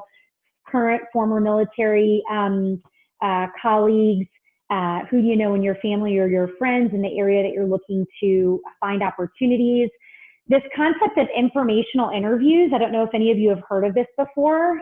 This would be going and grabbing coffee at an appropriate social distance, you know, assuming we're still in that place when you start doing these, where you have really been attracted to the profile of someone on LinkedIn who has a career path that you are just dying to emulate, and you reach out and ask for 15 to 20 minutes of their time, either in person or over Zoom or even a phone call. I'm just looking to get connected to opportunities that are in an industry like yours, and I would love to learn from you. Would you be open to a conversation? If you stroke egos of enough professionals, I promise you, they will love to talk about themselves. So informational interviews is a great way to do that, and you learn, and a lot of times they'll offer to pass your resume along. So using social media and all of that as well. So then we get into the hiring process, and I promise I've only got like 5 to 8 more minutes of talking, and then I'm gonna zip it and let you guys ask me questions. So at a very basic level, there are really 4 overall stages to the hiring process. The application phase, what I like to refer to as the screening phase, and this looks different for some companies.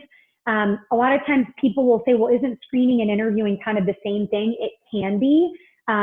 Most companies out there, especially the larger companies that you get, typically do a phone screen or a shorter interview on the front end, and then they do a more in-depth, thorough interview in kind of the second, third, and maybe even later stages of the process, and then ultimately the offer. So I'm going to talk about each of these 4 stages and how you can set yourself up for success in the hiring process.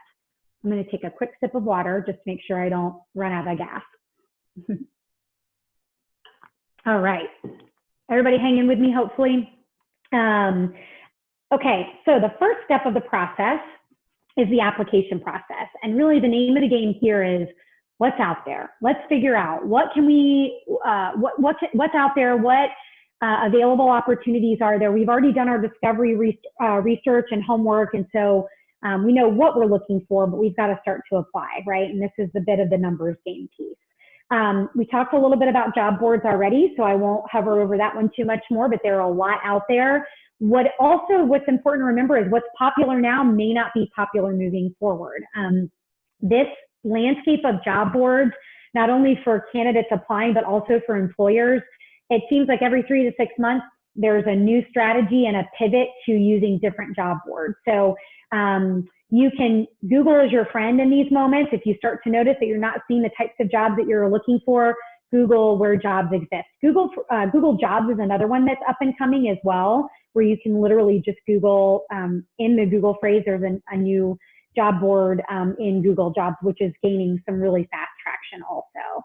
But job boards is just like what it sounds. It's kind of like, if for those of you who are old enough like me to remember, I'm not calling you all old, I promise, but for those of you who've been around long enough to know, remember job listings in the newspaper. This is basically the new age version of job listings in the newspaper. We don't go grab a Tampa Bay Times anymore for jobs. We typically look on these websites, and they are often extrapolated from news sources, which is probably not a bad thing. Networking and job fairs. So we talked a little bit about this. I know Katie brought up, it sounds like earlier, maybe it was last week when you guys were meeting in your first phase of Operation Transition, some questions or comments came up around what is a job fair and how do I work it, or how does a job fair work, basically. So job fairs are oftentimes they're put on, there are a lot of, there's actually a couple that you guys will qualify for: Recruit Military. There are some obviously at the base that you're probably familiar with at least a couple of times a year.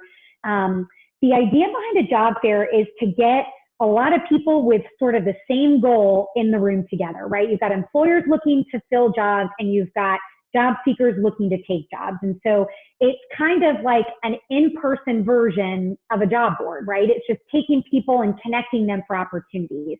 This really, in essence, the job fair is intended to be almost like a precursor to the application phase, okay? So it is not really a first formal step, at least for most companies, Just because you've met with someone at a job fair does not mean that you've automatically got an interview or that they're interested in hiring you. Some companies might move really quickly, but more often than not, companies are there to collect resumes, to see who stands out in the crowd, who impresses them most, initial conversations, and then they usually will either invite you right then and there to apply.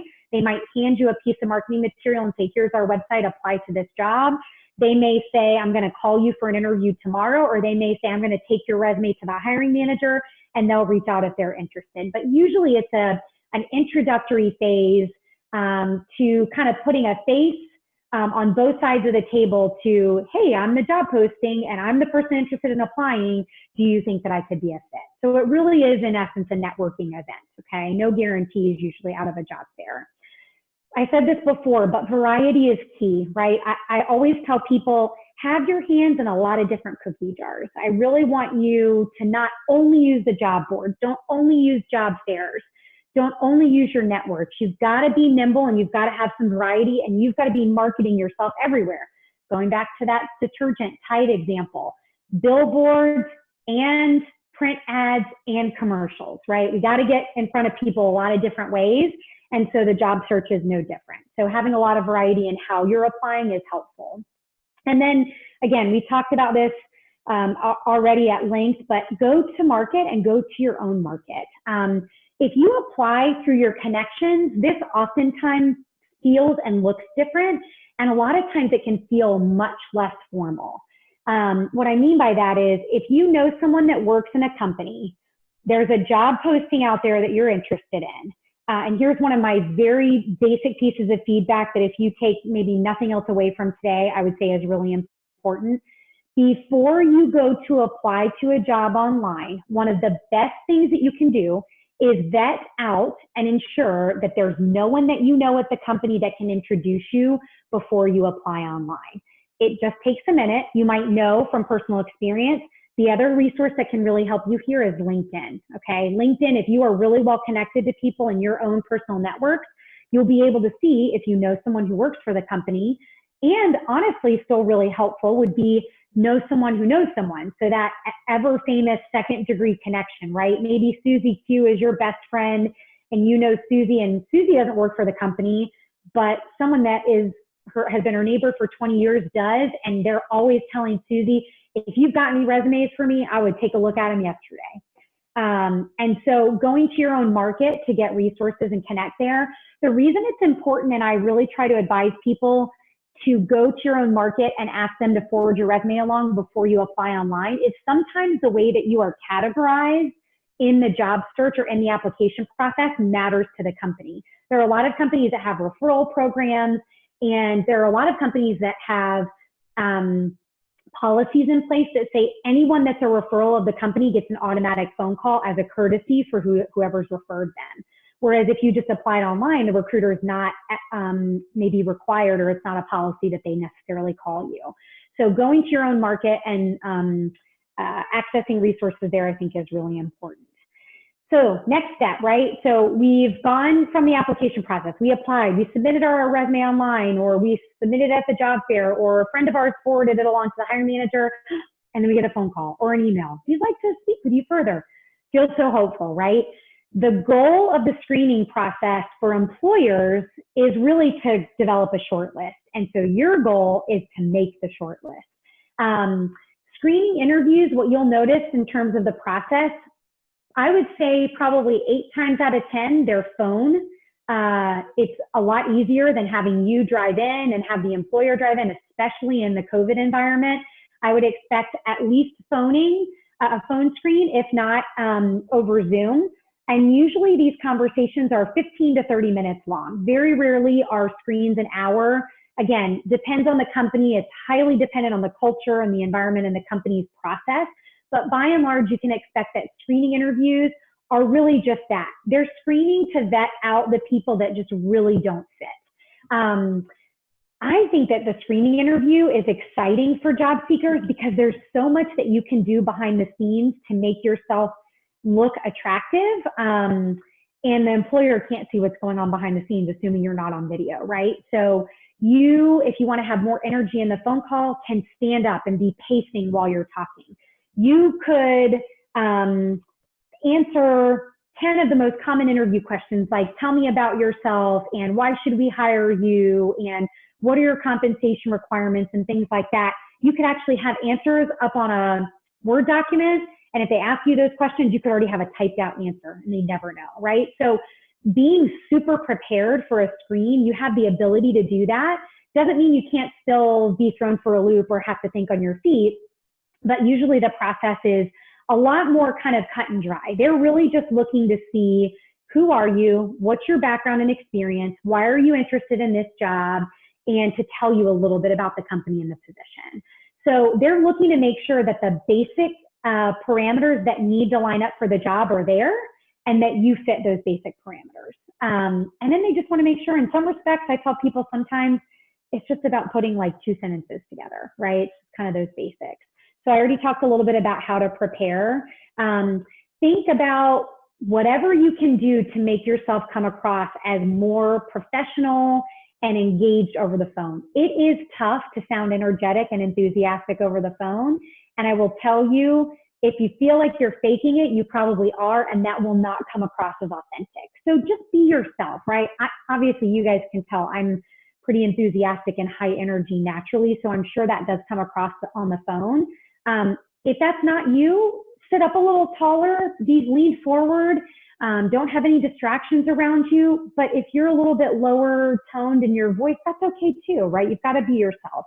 But they're looking for kind of the basics and how to know that you might be the fit for the next interview. They're screening you to get the short list to figure out who's worthy of the next interview. The other thing that is often common in this stage of the process is assessment. So either prior to or after, a lot of times they will ask you to complete an assessment that's either a work style or a personality assessment that helps them to learn a little bit more about you and whether or not you're the right fit for the job. So you've made it off the short list, and now you've made it to the interview lineup that you're seeing on the screen here. And this is all about showing your value and the employer getting to the stage of picking the right best candidate, right? Not only in skills, technical skills, but in the right fit for the team and the right fit for the culture of the company. So this process is probably what you're more used to or accustomed to. It's the traditional interview process. I would expect, at least in terms of phases of the interview, usually most companies at the very least will do a phone screen and one in-person interview. There are some companies that might have 3, 4, or 5 steps of the interview process. Kind of a really good general average is 2 to 3 interview stages. A lot of companies that I work with do a phone screen with a recruiter. Then you have an in-person interview with a hiring manager. And maybe the third interview is to come back in and meet with other members of the team. Sometimes they might have you come in for 2 or 3 or 4 hours at a time and meet hiring manager and team members all at once. So every company's in-person interview process is going to look a little bit different. And so that, you kind of have to be ready for anything. There's a great resource if those of you are not unfamiliar with Glassdoor.com. Glassdoor.com is kind of, it feels like cheating, but it's not cheating. It's just good being resourceful. Glassdoor.com is where you can actually go on and look at, and typically the larger the company and the more prevalent the company is in terms of size and number of employees, the more information that's listed. And there are tabs. If you were to search ABC company and the location that the company is based in or that you're interviewing with, there are tabs across the top that talk about the company background or overview, interview questions that have been asked, compensation of other people in similar roles. And you can actually go and filter and learn what the interview process is like from people who are actively working there or have interviewed there. If you use that resource, take it with a grain of salt. There are oftentimes complainers tend to run rampant on those sites. So it's a lot easier for somebody to go on and air a grievance than it is to share about like a really good experience, unless it's like really, really good. So just take the feedback that you're seeing with a grain of salt. Obviously pay attention to it, but that could be a good resource for understanding how long the process is.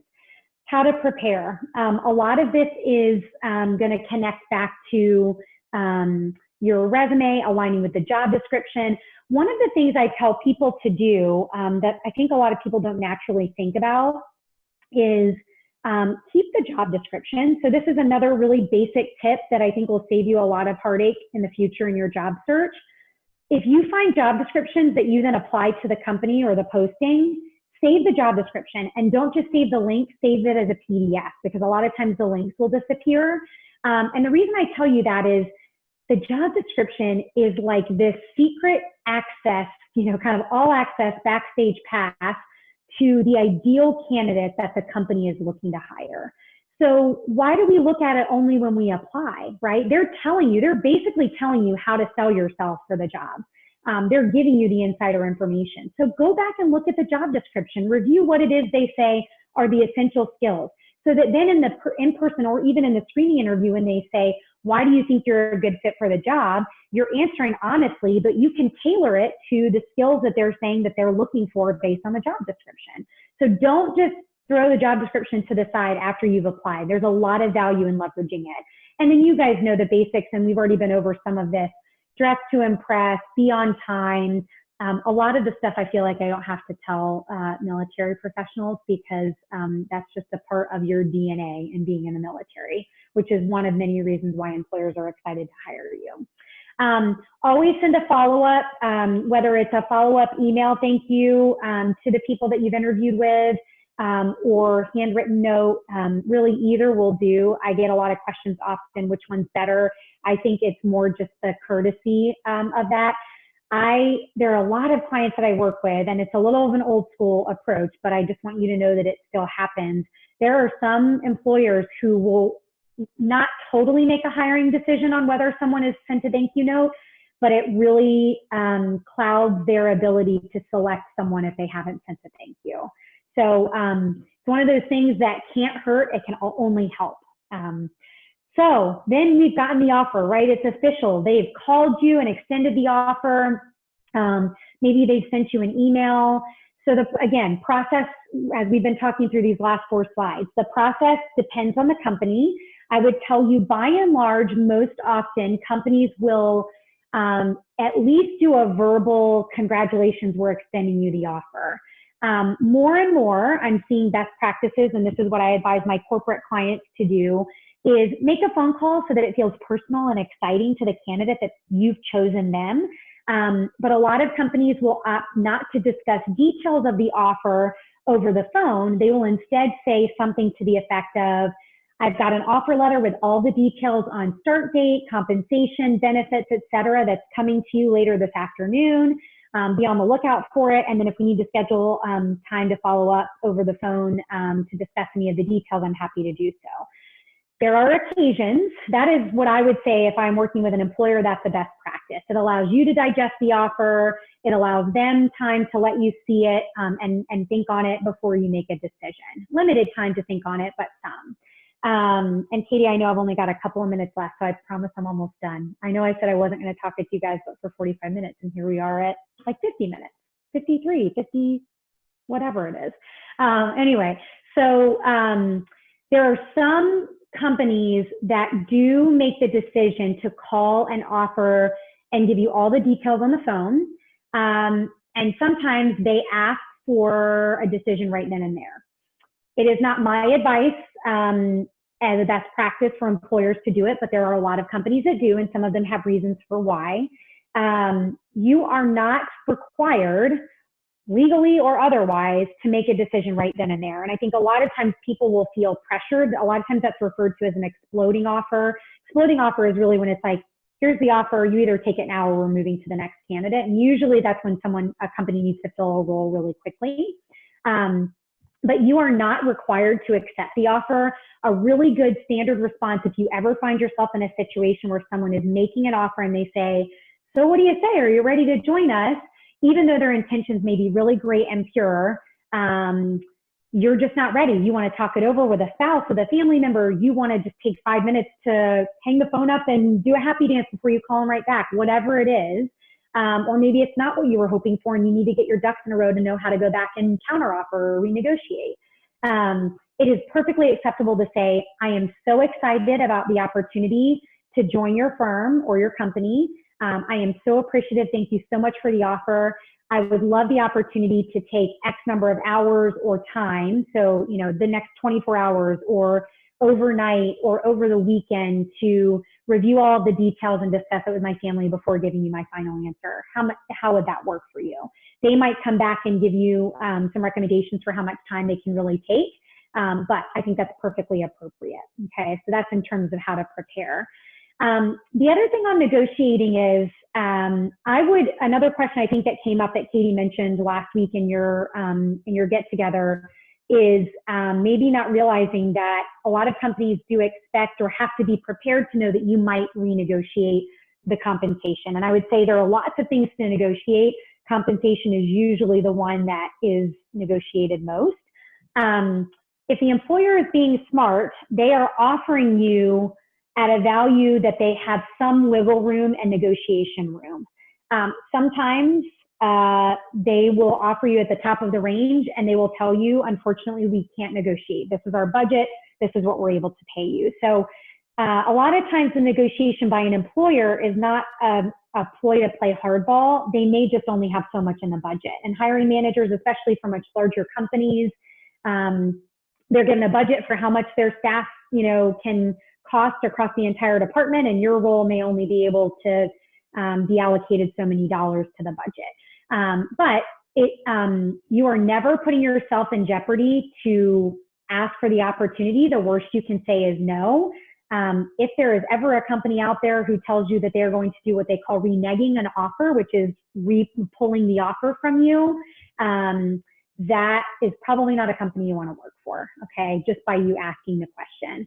And if I can just do a really quick equity plug, my friends on the call or in the meeting that are women or people of color, please make sure that you are referencing negotiating. Everyone should be doing it. Everybody should be counter negotiating. The worst they tell you is no. But a lot of times people in background of women or minorities tend to ask, and that's where a lot of the pay equity or the pay gap comes into play. So more to come on that, and obviously we can share more tips there, but everyone should be asking for opportunities for renegotiating. And it can be things other than salary too. That's the last thing I wanted to mention before I wrap up here is it could be things like paid time off, it could be remote working options, all of those types of things. So consider all of those aspects as well. So just a couple of really quick tips. I know I'm over. We talked about this before. It's a numbers game. It's a volume game. You do have to apply to a lot of places to get the right one to stick. So remember that. Warm introductions reign king, right? We've talked so much about networking opportunities. So really make sure that we're thinking through that. Make it a team sport. So, I know that there are only so many of you on the call today, but a lot of you know individuals maybe on the call or know people that are transitioning in the same time frame that you are. I know you go through a transition program on the base. So it's really like there's safety in numbers, right? If there are other people that you know that are applying, and maybe they're in totally different industries or maybe they're in similar industries, but working together, almost kind of like building a study group, right? Maybe think about joining forces with a few other people in your cohort of transition, meet up at a Starbucks if it's safe to do so, or meet socially distanced on somebody's back porch, or do a Zoom meeting. Keep yourself accountable to checking in with each other once a week. Make it a game. How many applications did you submit last week? Well, I submitted 5 more and I'll raise you 5 for this next week. It keeps it fun. It keeps it lighthearted. And I think it also keeps you in a positive circle of people who are going through the same experience you are. You guys know how this works in the military, right? You understand intimately well moving to a new environment, having your family linked up with that network of military professionals and service members is so important. Make your job search the same. This might sound like a silly one, but just remember, getting rejected from opportunities, it's not personal. I know sometimes it can feel like it, but employers are trying to do the best they can to find the best people to fit for the role. And you're trying to find the best job for you. So keep that in mind and then stay in touch, right? So a lot of times what might not work out for you in the first couple of months of your job search, new jobs are opening all the time. I am really confident. I know we've talked a lot about COVID, the thing that I'll mention about COVID right now, and one of the biggest pieces of advice I'm sharing with my clients that I'm working with, is everything about what we've talked about today. Nothing changes in your job search process. Nothing should change in your discovery, in your strategy, game plan, in executing your applications. None of it. It should all look the same. The biggest thing that you have to consider right now is that there are some industries, many industries right now, and every industry at some level is being impacted by the number of new jobs that are available because of the economic downturn connected with COVID. That's just the reality we're facing in the time of crisis we're in. And guess what? We're probably going to see another economic downturn in our lifetime, right? We saw one in early 2000s. We're seeing one now. Various different factors impact that. So we always have to be ready for those things, but all it means is that we pivot. So if there are industries that we know are being heavily impacted in a negative way by COVID, i.e. hospitality and tourism, there are a lot less jobs in those marketplaces right now. So if you had your heart set on that industry, pivot industries. Technology is booming, financial positions are booming, healthcare, manufacturing, logistics and transportation, supply chain. There are other industries, and all of those industries, by the way, can use skill sets like yours, whether you're a data processor, whether you're an HR professional, whether you're a mechanic, whatever it might be. All of those industries need people like you in all of their facets. So staying in touch with people, even if there's not a job right now, if you've left a good impression and the company's left a good impression on you, stay in touch. You'd be really, really surprised how many new opportunities come up. I, as a recruiter for the companies that I help to recruit for, regularly ask to stay in touch with my candidates, and what I might have put them forward for with one company that doesn't work out, I go back and find their resume and say, hey, I've got a great new opportunity, and because we've established a relationship, I'd love to help you with that. Okay. So I know I went over by 5 minutes. Katie knows I'm usually way too long-winded, so I apologize for not leaving more time for questions, but I'm happy to stick on for a few minutes if you have some individual questions. Here's my contact information. I'll also send this PowerPoint as a PDF to Katie, and she'd be happy to have her share it with you, with anyone that's interested in seeing it. Connect with me on social. I'm very active on LinkedIn, and really Instagram mostly is where I share career tips. So I'd love to see you follow there. Also, if you take down my email address, I have a post-workshop workbook, just 2 or 3 pages that encapsulate some of the tips that we shared. So if you send me your email address, I would be happy to send you Demystifying the Job Search Process workbook recap and help there. And then last but not least, the one last thing I just want to mention is part of my service offerings for career transitioners, especially in the military, at the start of the year has been to develop workshops that are usually a month long. There are 4 sessions over a course of 4 weeks where I am helping job seekers in a similar stage of transition, coaching all the aspects of resume, cover letter, LinkedIn, interview skills, etc. And so if this was of interest to you and you want to go the next level deeper, I am planning to start a virtual workshop over Zoom, again, 4 weeks long, starting in probably mid-July, where I'm helping people with all of these aspects of the transition. So if you're interested in learning more, I would welcome an email, and I can tell you how to get connected. It's at a much more economical price point than one-on-one coaching that I also do. And I'm actually hoping to start and launch one with all military professionals in mid-July that are transitioning military. So you'd be with much like-minded people. So kind of like a job search study group, and I'm coaching you along through all of that. So if that's of interest, please feel free to email me. All right, Katie, I'm 8 minutes over. So sorry. What questions, if anything? I don't know if we want to look at the Q&A, or Katie, if you tell me if there are any that come up. We don't have any questions in the Q&A or the chat, but if anybody wants to add anything real quick, we can stay another minute or two. But we do have a couple of comments just saying it was wonderful information and very helpful in the job search process. Awesome. Great. Well, if no questions, you guys are welcome to email me. Please connect on social, and I hope maybe some of you find an interest in engaging in next steps for career searching. So I'll turn it back over to Katie and Chris. Thanks so much for having me. And thank you, Erin, for joining us this evening and sharing those hiring insights. I think it was awesome. I think it was very beneficial, and everybody on the call can definitely take something from that. So hopefully this afternoon has left you feeling better prepared to enter the Tampa Bay business community and reaffirms your decision to transition from the military. Please reach out to the Tampa Bay Chamber if we can be a resource during this process. Our next webinar will be Tuesday, June 23rd, and we hope you'll join us as our speakers will be discussing career exportation and financial planning as you make your way through transition. Registration is open on the Chamber's website. Thank you again to USAA for sponsoring today's event. We appreciate your commitment to military families and our programming. Thank you all for joining, and have a wonderful evening.